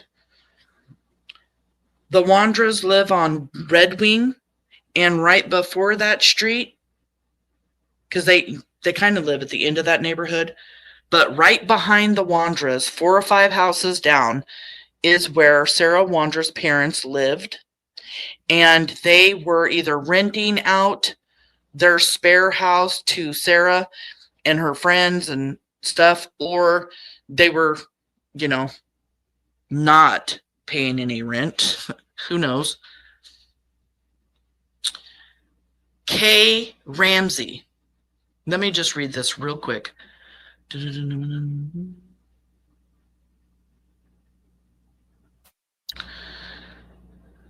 I want to read it to make sure, because I want to do it in a way. Okay. Kay Ramsey, Sarah's mother, was interviewed and shown a picture of the tricycle. A picture of the tricycle.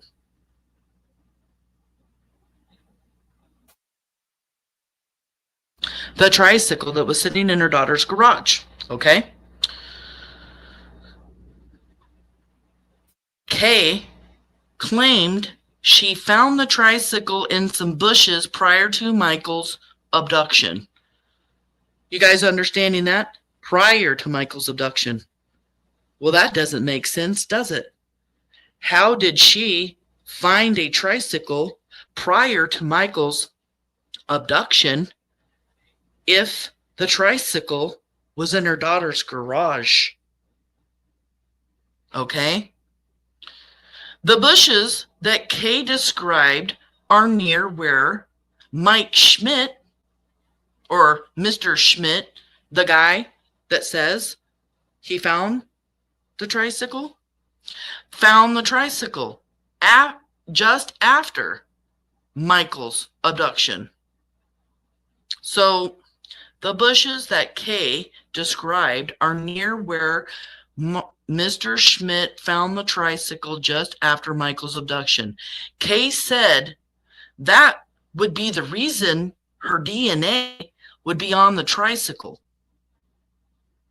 Kay said that after all of that effort, she left it at the intersection of Three Rivers Way and Southwest 8th Street.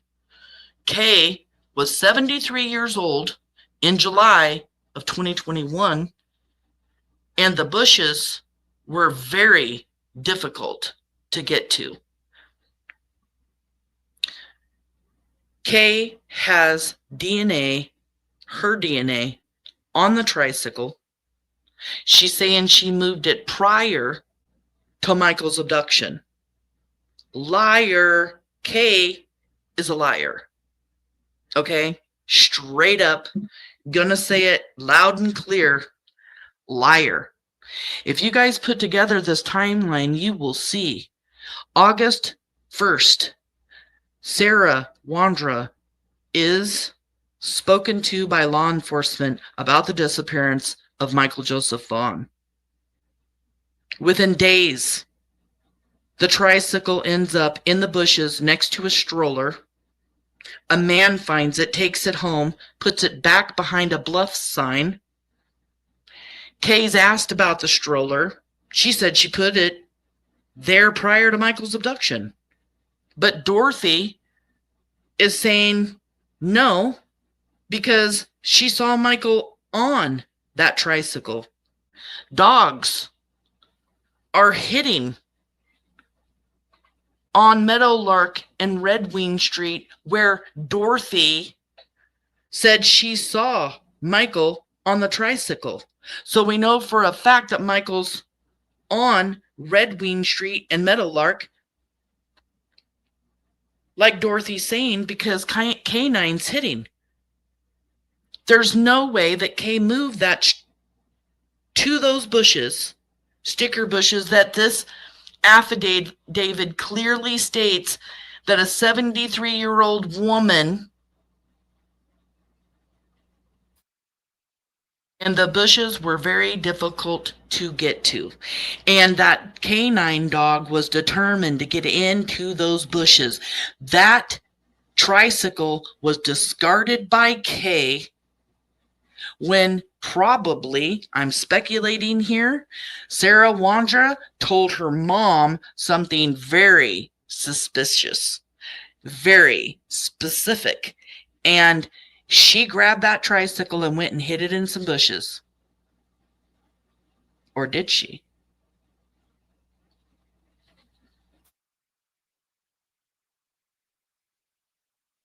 Kay Ramsey is alleged to have withheld information and or evidence in other criminal investigations involving Sarah in 2022.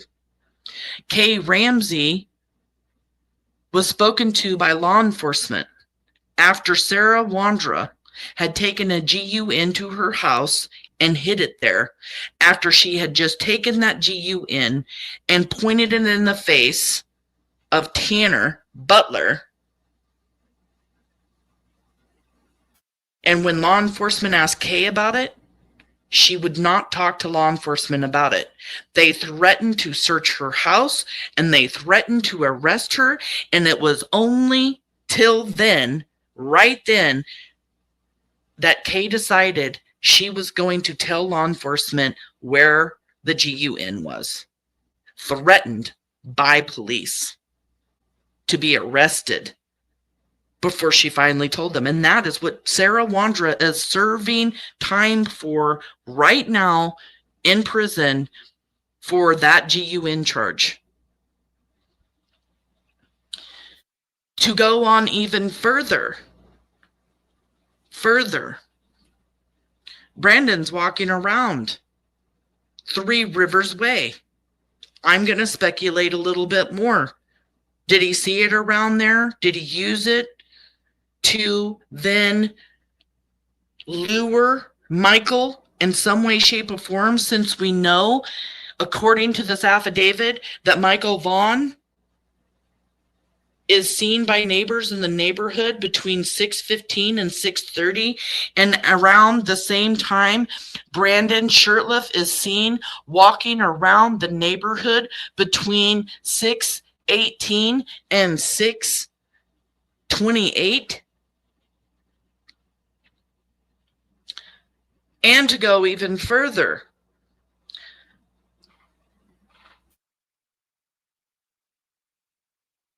Kay Ramsey discards of something in the backyard described to be the ear of a stuffed animal that this affidavit talks about, that Sarah and Stacey handed to Michael to calm him down while he was sitting on the couch in the Wondра's house.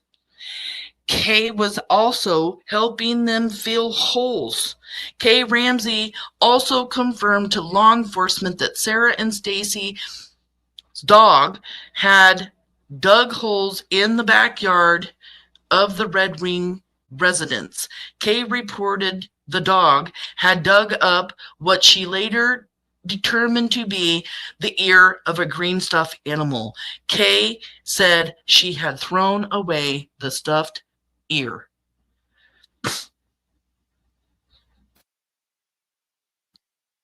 And Kay was also helping them fill up holes in the backyard when the dog started digging holes in the backyard.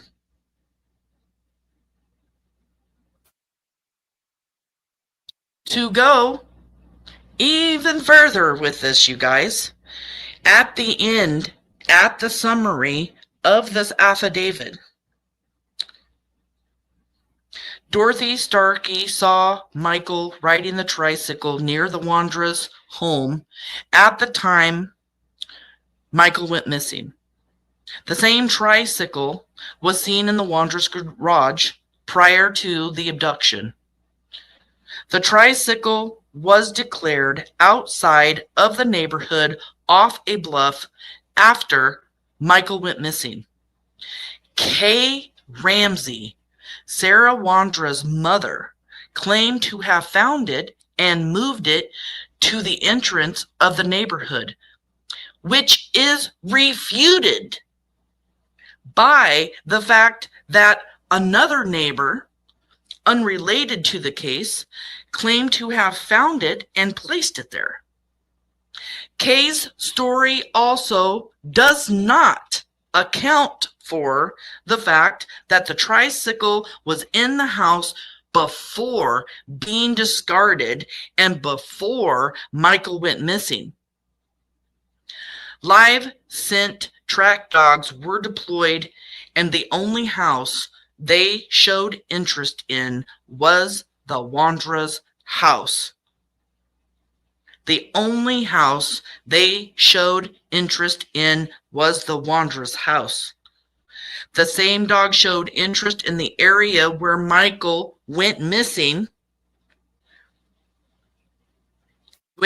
from, and the area where the tricycle was discarded, and in the area where Dorothy said she saw Michael. Based on the foregoing, affidavit is requesting that Stacey Wondra be charged with kidnapping and murder in the first degree, as well as concealment of evidence. Boom. Shakalaka. It took me a minute to understand this damn tricycle, but I finally understand this tricycle. I believe in my soul, and according to this affidavit, the fact that it's refuted, I am convinced that the tricycle was at the Wondra's house, and they had to get rid of it because Michael was playing on it, Like the affidavit went through them getting rid of phones, changing SIM cards, getting rid of furniture in the house. Michael sat on the couch in their house, according to Stacey Wondra, and was given a toy to play with. That couch was discarded. Guess who also helped Sarah Wondra discard of all of that furniture in her house? Her mother. Sarah's stuff still sits in a storage unit now that her mother has for her. Yeah, dogs don't lie. Let me tell you guys a really quick story. I'll make it as short as I can about dogs hitting. I have studied the dogs before because of the Kyron Horman case, because of the searches that have come, done in the Kyron Horman case, because they have not only searched for him on land, but also water. They can smell 40 feet down in dirt. They can smell 40 feet down in water. Their noses are trained. They are trained. That's what they're trained to do. They do not hit on anything other than the scent they're given, or cadaver dogs hitting on human remains. Thank you, Sam. Always great content for Monkey. Oh my gosh, bless your heart. Thank you so, so much. We're going to have to dance in our seats a little bit.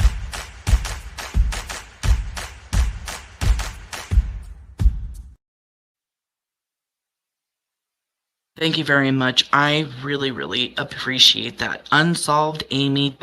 Oh, Amy from Boston. Hey, girl. What is going on? I didn't know that was you. How are you? We got a cancer survivor in the house. Oh, love it. Love it, love it. Thank you so much for being here. Toaster in the house. Good to see you, hun. Anyway, my story goes as far as this when it comes to cadaver dogs. I read a story about a man who took his cadaver dogs somewhere, I can't remember the name now, but where war had been going on at one point. And he was trying to find a particular location of where certain war heroes' bodies had been piled up. Okay, I know that sounds awful, but piled up. And it was because those bodies that had been piled up, they had dug and made very shallow graves in that area. And he was trying to find the area for somebody that had a loved one that had passed away in that war. Okay, the dogs that he took kept hitting on buildings, and he couldn't figure out why. He later found out that the original spot where these soldiers' bodies have been piled up, the dirt in that area had been dug up and used to make clay bricks to build these buildings that the cadaver dogs were hitting on. How crazy is that? And we're talking, this is over decades and decades, okay? I even want to say this was in the 1800s is when this war was. Don't quote me on that one, but they used that dirt. These bodies had decomposed in the dirt. They used the dirt to make the bricks, and the dogs are hitting on buildings. He is, in this blog that I read, he's frustrated. He is so frustrated that his dogs had been hitting there the entire time they were there. He's trying to get his dogs to go where he wants them to go, and nope, they are focused on these buildings. Well, that's their job. That's what they are trained to do. I mean, I don't know how else to describe it. And we've got cadaver dogs hitting in the backyard of the Wandra's house. And we have cadaver dogs hitting at Brandon's mom's house. both places where we know, according to this affidavit, where Michael was, where he was buried, and where he was taken to before he was buried in the Wandra's yard. And it wasn't just one cadaver dog. It was multiple. It was 5 cadaver dogs. Okay. Tina Mariel, Brandon's mom, wants to say that those dogs hit on her leaky toilet and they smelled poop. And Mountain Search and Rescue came out and said dogs are not trained to hit on human feces. That's not even something they would do. Deflecting away from the fact that her son would have anything to do with Michael Vaughan's abduction and unaliving.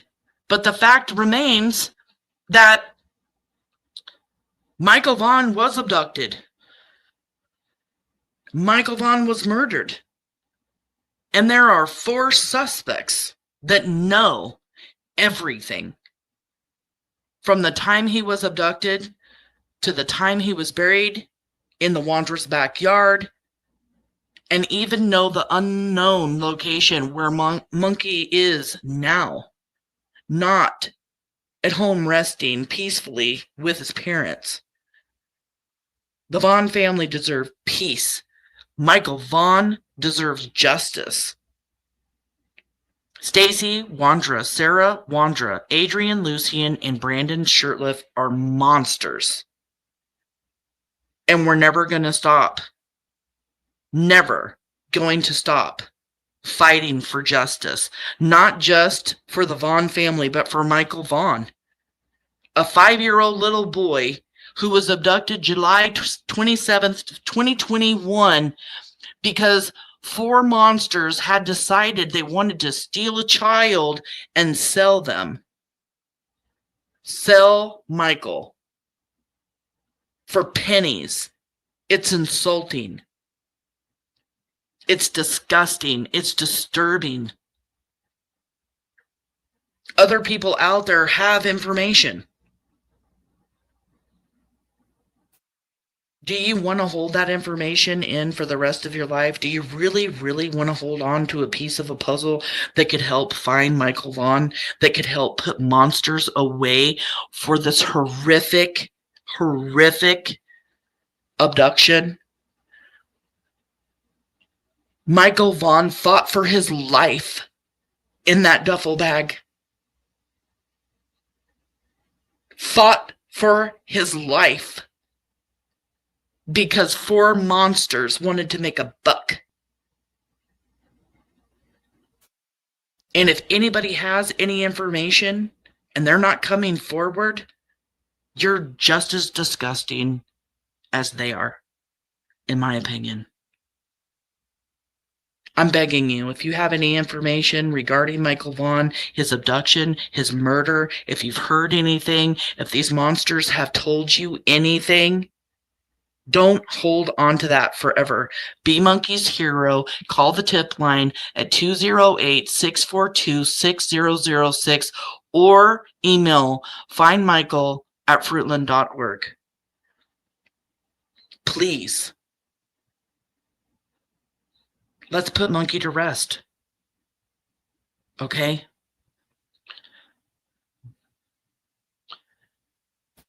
Damn, it's been an emotional week, you guys. It's been so emotional. What do we got going on here?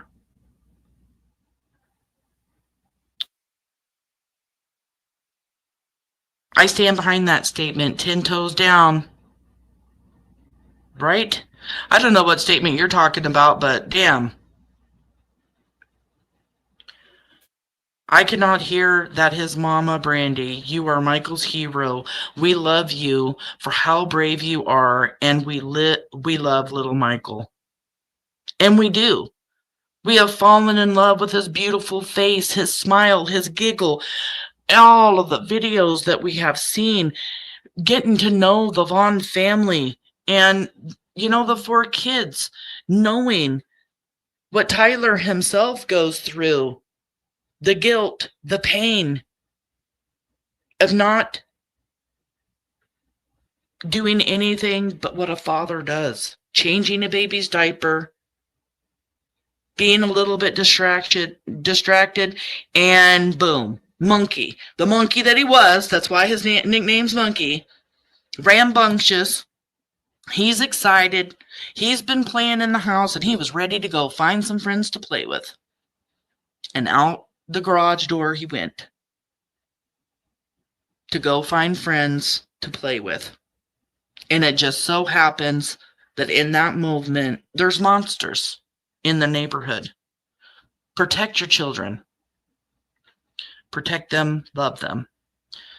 Michael is loved, and he's not just loved by the Vaughan family. He is loved by the world.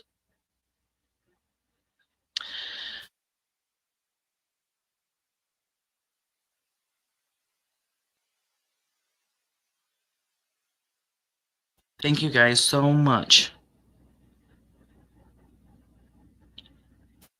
Where is Michael Vaughan? Give him back to his family. That's what we want. That's what we're asking. One of these suspects knows exactly where he is, and they need to fess up. We will never stop, Kelly. No, we won't. We stand behind the Vaughan family here at Missing PNW Crimes Revisited, and if you don't stand behind the Vaughan family, I don't know what to tell you.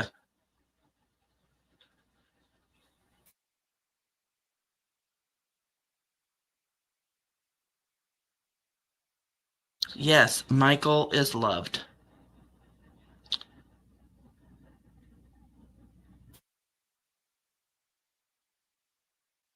We love you, Michael. So, so much.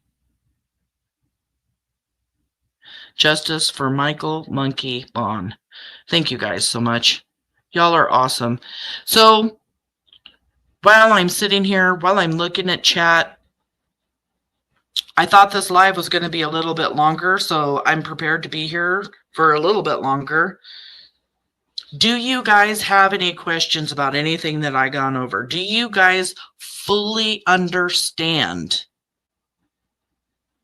the tricycle situation? Because I am telling you, it took me a minute to understand the tricycle, especially in the way that the affidavit is written out. Nothing is in order. It's just kind of like listed. So you just had to put together timelines and stuff. I think I saw somebody in here yesterday saying they were want to create some kind of timeline or something with this affidavit. I'm just letting somebody know, like, if you want to anybody wants to put together a timeline and share it with me, I would appreciate it. I would love to see something like that. I'm not good on my computer. I am a little bit of a dinosaur, I'll admit. So putting something together, especially like on my computer, and then share it on a live is a little bit beyond my skills. Believe it or not. Hold on a second, you guys. I got to take a little bit of a cough break.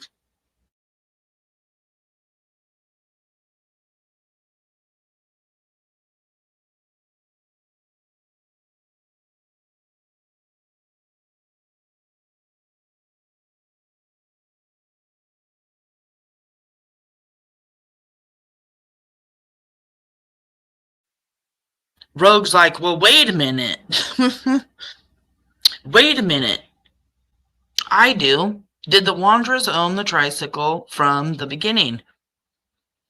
According to a witness that came forward after Michael's abduction, she saw the tricycle in the Wondras' garage in the spring before Michael's abduction. So the spring of 2021, when they were having a garage sale.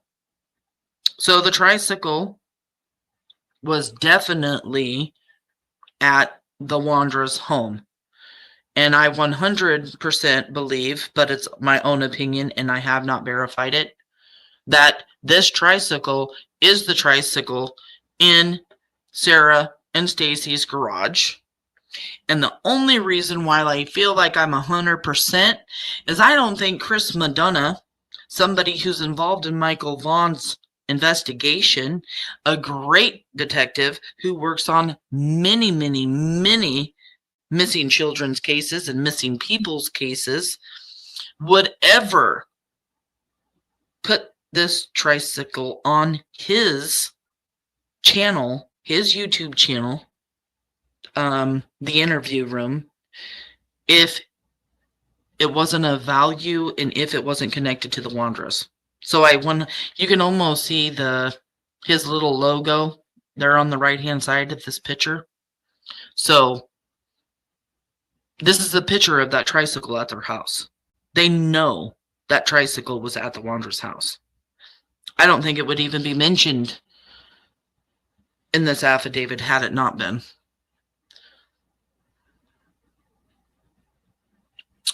Why did they want a tricycle? I have no clue. They're weirdos. Plus, they babysat kids and everything else. I don't know.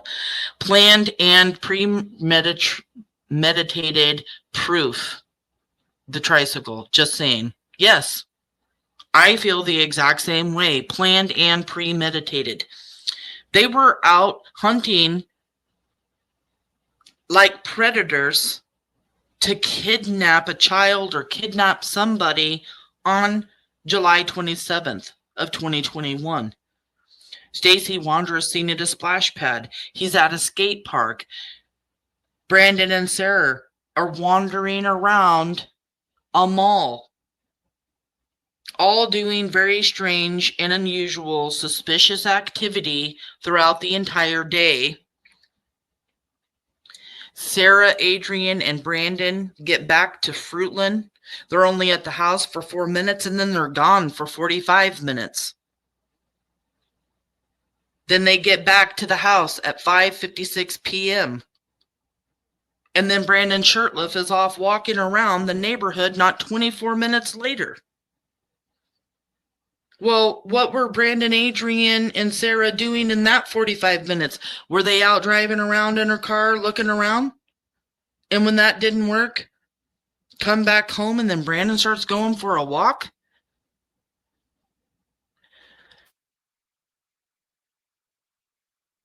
The fact that Kay, Sarah's mom, has her fingerprints on it, I really honestly believe the way that it goes is that law enforcement talked to them on the first. Sarah had some kind of breakdown, broke down to her mom what happened, and her mom started helping her cover stuff up.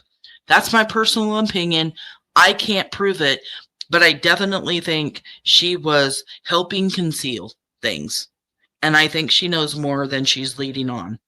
And she's even the go-between between Sarah and Stacey.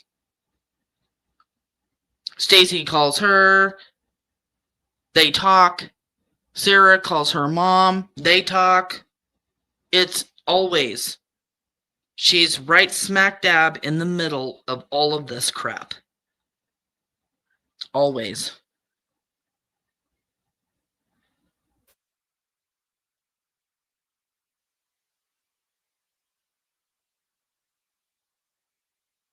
Let me see. I'm looking through chat, you guys.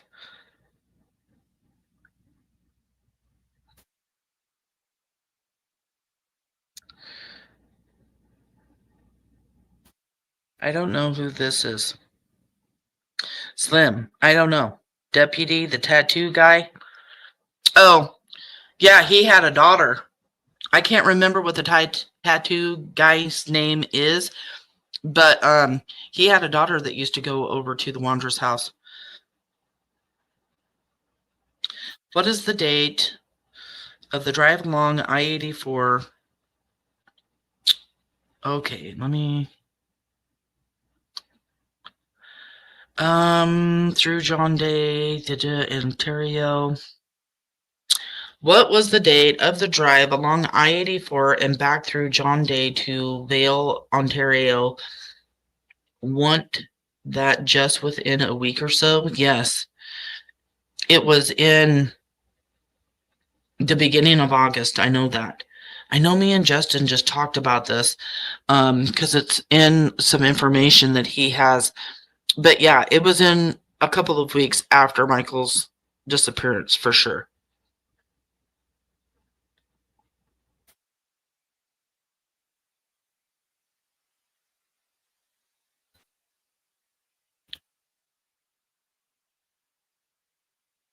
Anna says, the way that I get it, the tricycle was behind the sign, then near the bluff, then over the bluff. No. The tricycle was at the Wondras, over the bluff, and then behind the sign. The part where you say then near the bluff, that is a statement made by Kay Ramsey that she left it near the bluff. But in this affidavit, it is clear that law enforcement does not believe Kay's statement as to why her fingerprints are on the tricycle. It was over the bluff with the stroller, and that's why the dog hit over the bluff and only found the stroller because it had already been taken by the neighbor who lives in that neighborhood. And then he returns it behind the sign. And then the dog hits on it again. Like, there was so much scent on this tricycle, the dog hit everywhere this tricycle was. Behind the bluff sign, over. That's, I think, really confusing. That's what got me in this affidavit, is there's an actual bluff sign, and then there's an actual bluff, meaning like a bush, a ditch kind of like thing, like a bluff going over. What does the word bluff mean? I don't know. Let me look.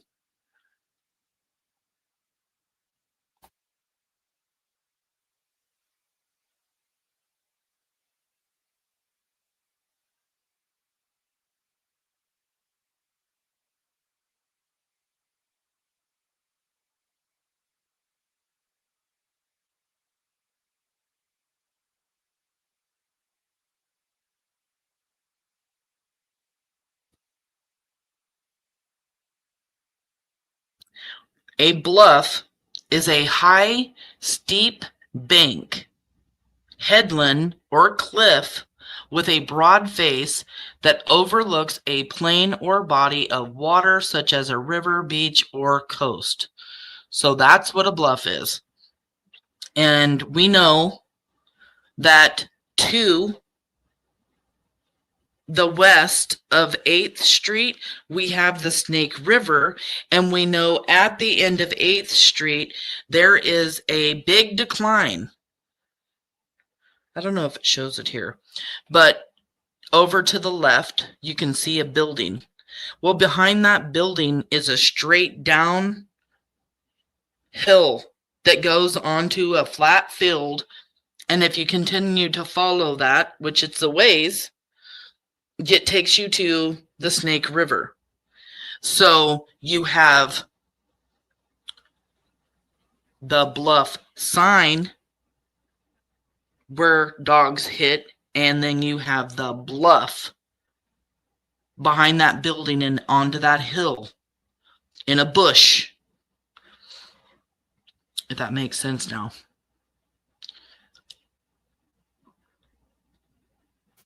It really the bluff stuff really confused me.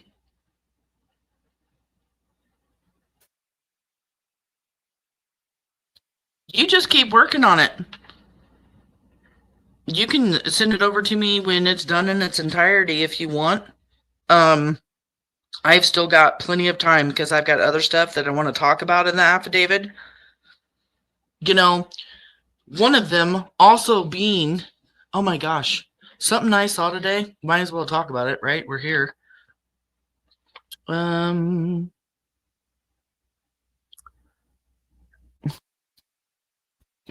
Gotta find it. With all my chicken scratches on my paperwork, because I am bad at writing on my paperwork. But I understand it. Nobody else would ever understand it, but I would understand it. And thank you, Opal.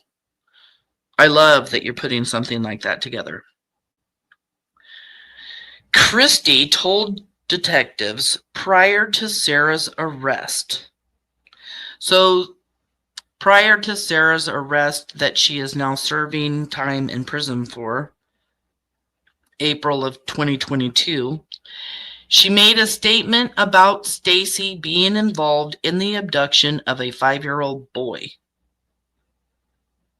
Christy told detectives prior to Sarah's arrest in April of 2022, Sarah made a statement about Stacey being involved in the abduction of a 5-year-old boy. Christy said she made personal notes of their conversation. In June of 2022, there was a recorded jail phone call between Sarah and Christy, where Sarah advised Stacey had been arrested. Christy asked if he had been charged with the kidnapping of a 5-year-old boy. Sarah recanted her prior statements, claiming that Christy misunderstood her prior comments. Also mentioned was how Sarah's dog was digging large holes in the backyard. So here is someone that had a conversation with Sarah Wondra, and Sarah told her that Stacey abducted a 5-year-old boy. Now remember earlier, I know we talked about Brandon Shirtliff walking around the neighborhood and everything else. Was he walking around? I mean, he was obviously walking around at the same time Monkey's walking around, but was Sarah or Stacey driving their cars around or anything like that? Has that not been put in the affidavit? There's no mention of Stacey Wondra coming back into the neighborhood here in this affidavit. And I think that could be part of evidence.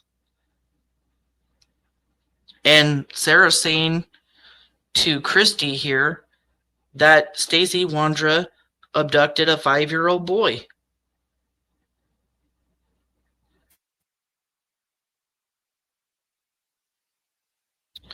Sam, you might need HI5 or steroids to get rid of this. It's wicked stuff.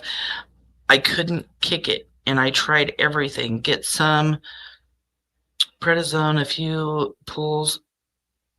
It all. Oh, the bad thing is I can't take steroids. Antihistamines and steroids amp me out really bad, get me super, super bad anxiety, and I have suffered over the last 15 years with panic attacks. Thank God I haven't had any in several years, but anything that will give me lots of anxiety, I cannot take. I am on antibiotics, and at the end of these antibiotics, if I am not better, I am going back to the doctor to have them listen to my lungs to make sure it hasn't turned into pneumonia or anything else. But I am drinking turmeric tea. I'm drinking euthanasia, mullein, all of the herbs. I'm drinking bone broth. I'm staying super hydrated. I'm using my inhaler that was just prescribed to me. And it is super, super nasty stuff. It is just nasty. Thank you. Thank you, though. I appreciate that. I wish I could take something and just knock this stuff right out of the woods, though. I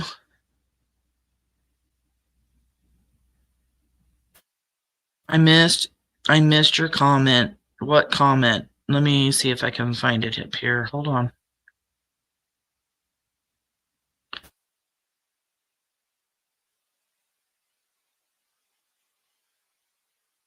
Disappointed. That's what I'm wondering too. Disappointed in.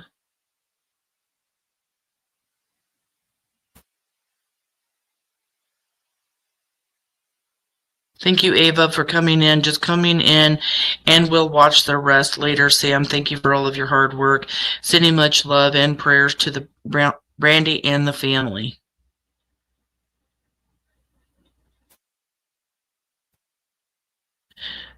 Okay, found your question.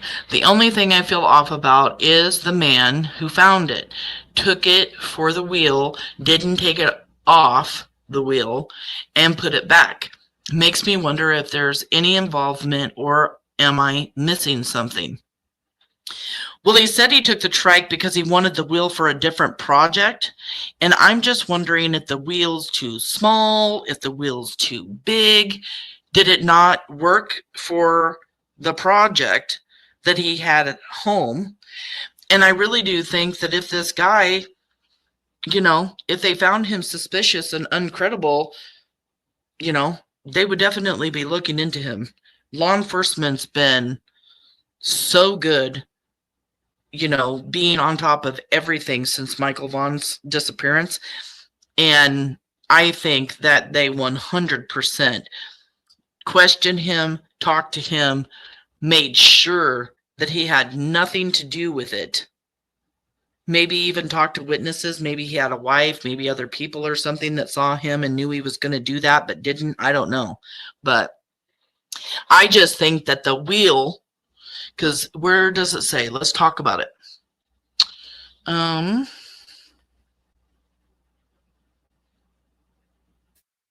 have to find his name here. Could have been on that. Hold on.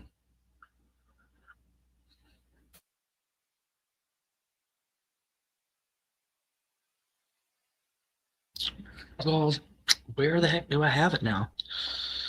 Sorry, I got paperwork all over.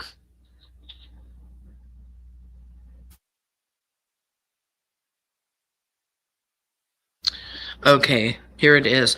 During the search of the same area of the day, the tricycle was not there. Jim Smith, who lives in the Three Rivers subdivision, later reported that he had found the tricycle over the bluff, so over that ridge or whatever, under a tree next to a child's stroller. Do you guys really get that? Like, it's a very steep embankment on the other side there. Very, very steep. And that's where it's found.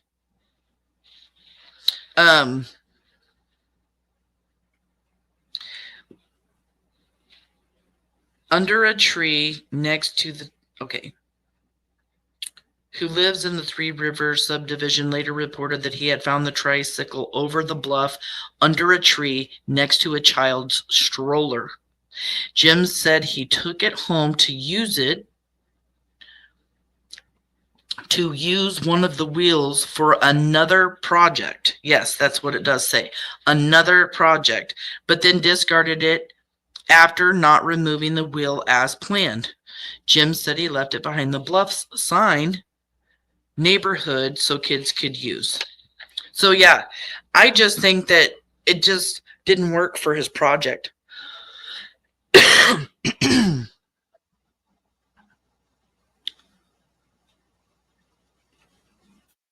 Slim says, I feel like Kay discarded the tricycle before the dude wanted to recycle it, but didn't. Am I wrong?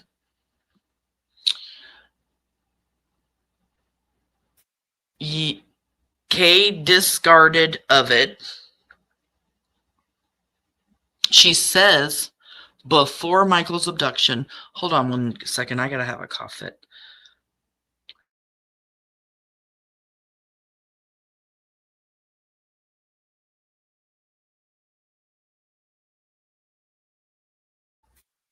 So sorry to have to keep pausing. I feel like Kay discarded the tricycle before the dude wanted to recycle it, but didn't. Am I wrong? Kay discarded it after Michael was abducted, even though she claims she discarded it before. It says that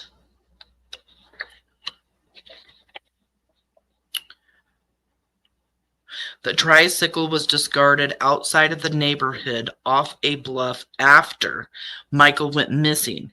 Kay Ramsey, Sarah's mother, claimed to have found it and moved it to the entrance of the neighborhood. So she's claiming that she found it over the bluff and then pulled it into the neighborhood, which is refuted by the fact that another neighbor, unrelated to the case, claimed to have found it and placed it there. So where Kay's saying she put the tricycle is actually where this guy put the tricycle.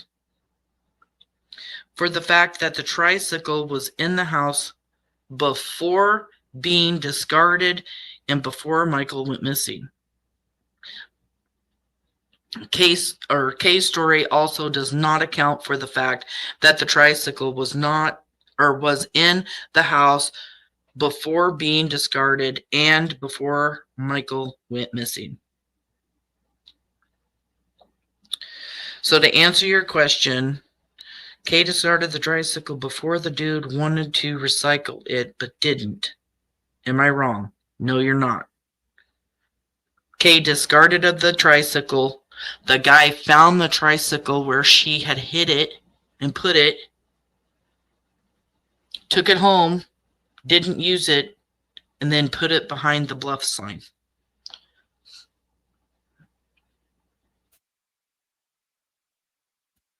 Yeah, I think Kay's got a little too much to do with all this.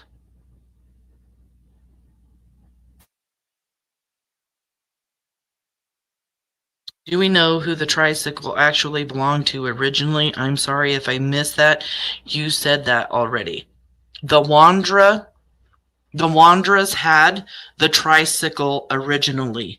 A witness came forward and said they saw it in the Wondras' garage on top of boxes. And earlier we showed a video of Chris Madonna talking with Stacey about where the tricycle was in their garage. And he said, the last I saw, it was on top of the boxes in the garage. He admits it. And there was a witness that came forward that said, you know, during a garage sale in the spring of 2021, she saw that tricycle in the garage sale. Where they got it, I have no clue. And let's not forget, Carson Starkey during the JLR interview also mentions big wheels or something.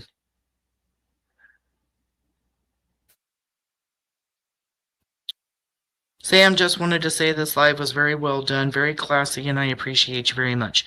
Thank you, The Real Rock Robin. I appreciate you too. I don't want to be anywhere else. D Lucky, I thought they had it for a child they took care of. Well, they could have had the tricycle at their house so that any of the kids that they babysat could play on.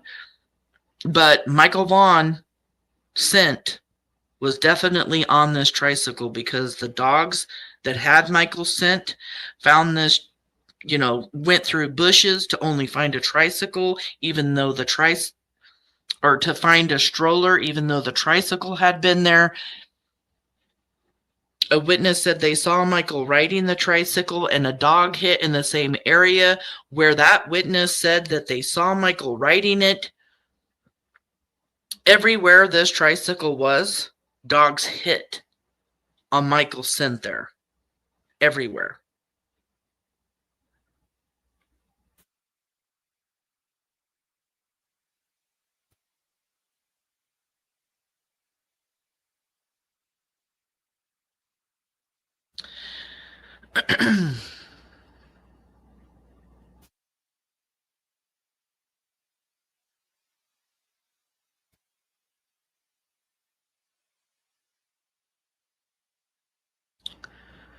Okay.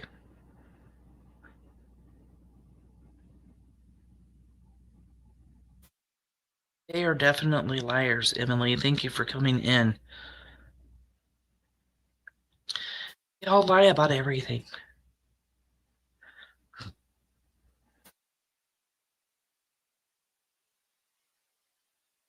Just going through chat, seeing what everybody's saying, seeing if there's any more questions.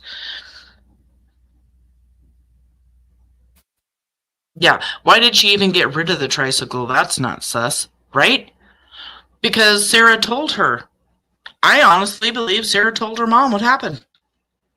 Maybe she didn't tell her mom that Michael was unalived, but I think she told her mom some pretty important things. And Kay got rid of that tricycle because of the information that she was told. Because why else would she help discard of this tricycle? And it's obvious in this affidavit that Kay is lying, covering up for Sarah, and that law enforcement does not believe Kay's statements.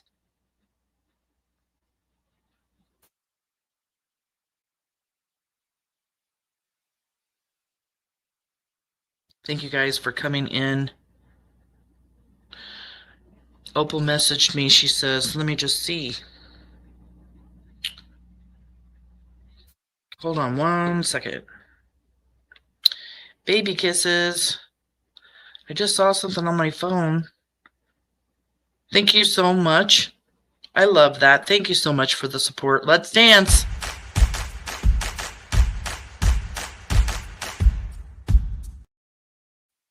So kind of you. Let me check my messages. And I'll mute and cough while I do it. Hold on.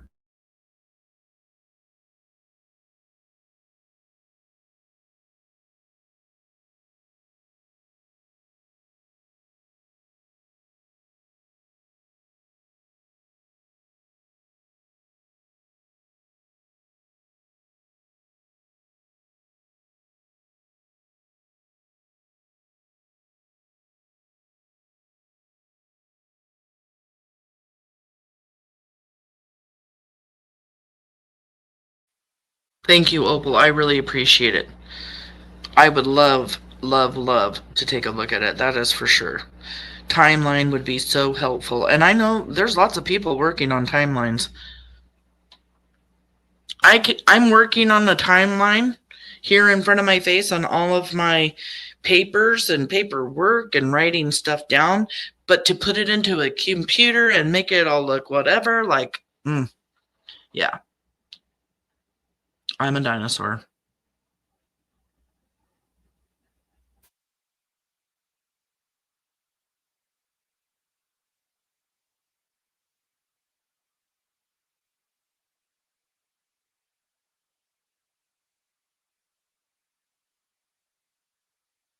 Yeah, timeline on a map would be great.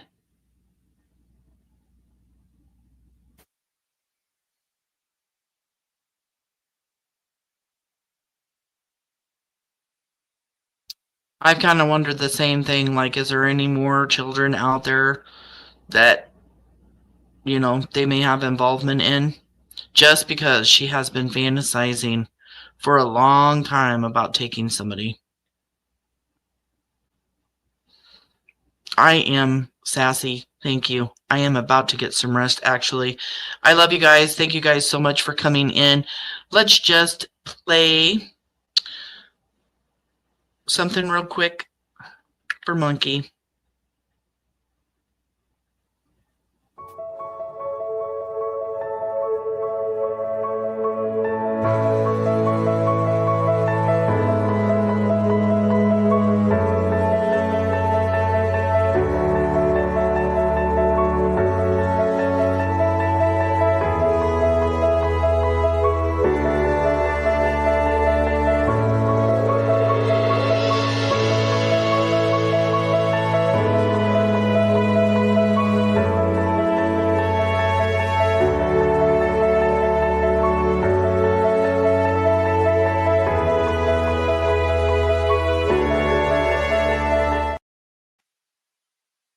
Thank you guys so much for coming in, for all of the support. I know that Brandy and the Vaughan family really just absolutely love all of the support. And I appreciate you being a part of Monkey's Army. We're never going to stop fighting for justice. It's never, ever going to happen. We're going to continue to go over the case and all of its details all the way through court. Again, if you ever have any information, please come join us on the Michael Vaughan Case Revisited Facebook group. I do post a lot of my information there. I do have an email, Sassy. Let me put it in chat. Hold on one second. And Brandy, if you're listening, I love you, hon. Everybody loves you. We're still praying for an amazing recovery. So keep resting. Keep taking care of yourself. I told her today on the phone that it's on my bucket list now to meet her and see her. I am going to get some rest and feel better. Thank you so much. I appreciate you for coming in. Wood Chipper, thank you for being here. What is this? Ratch, just Ratch? Is that what that is? Ratch or Rach? Rach, just Rach? I don't know how to say it. Thank you so much. Definitely going to get some rest. Click the notifications because I am a spontaneous YouTube channel and I will put up my thumbnails just shortly before sometimes. So short for Rachel. Well, good night, you guys.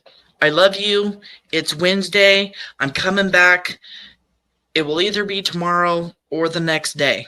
So hit the notification bell for notifications, subscribe, and share this out if you can. Just because it gets it out in the algorithm, or even just, make some more comments in the comment section after the live or whatever, just to give it a little bit of push so that Michael gets all the gets all of the awareness that he deserves. Thank you guys so much. I will see you guys soon.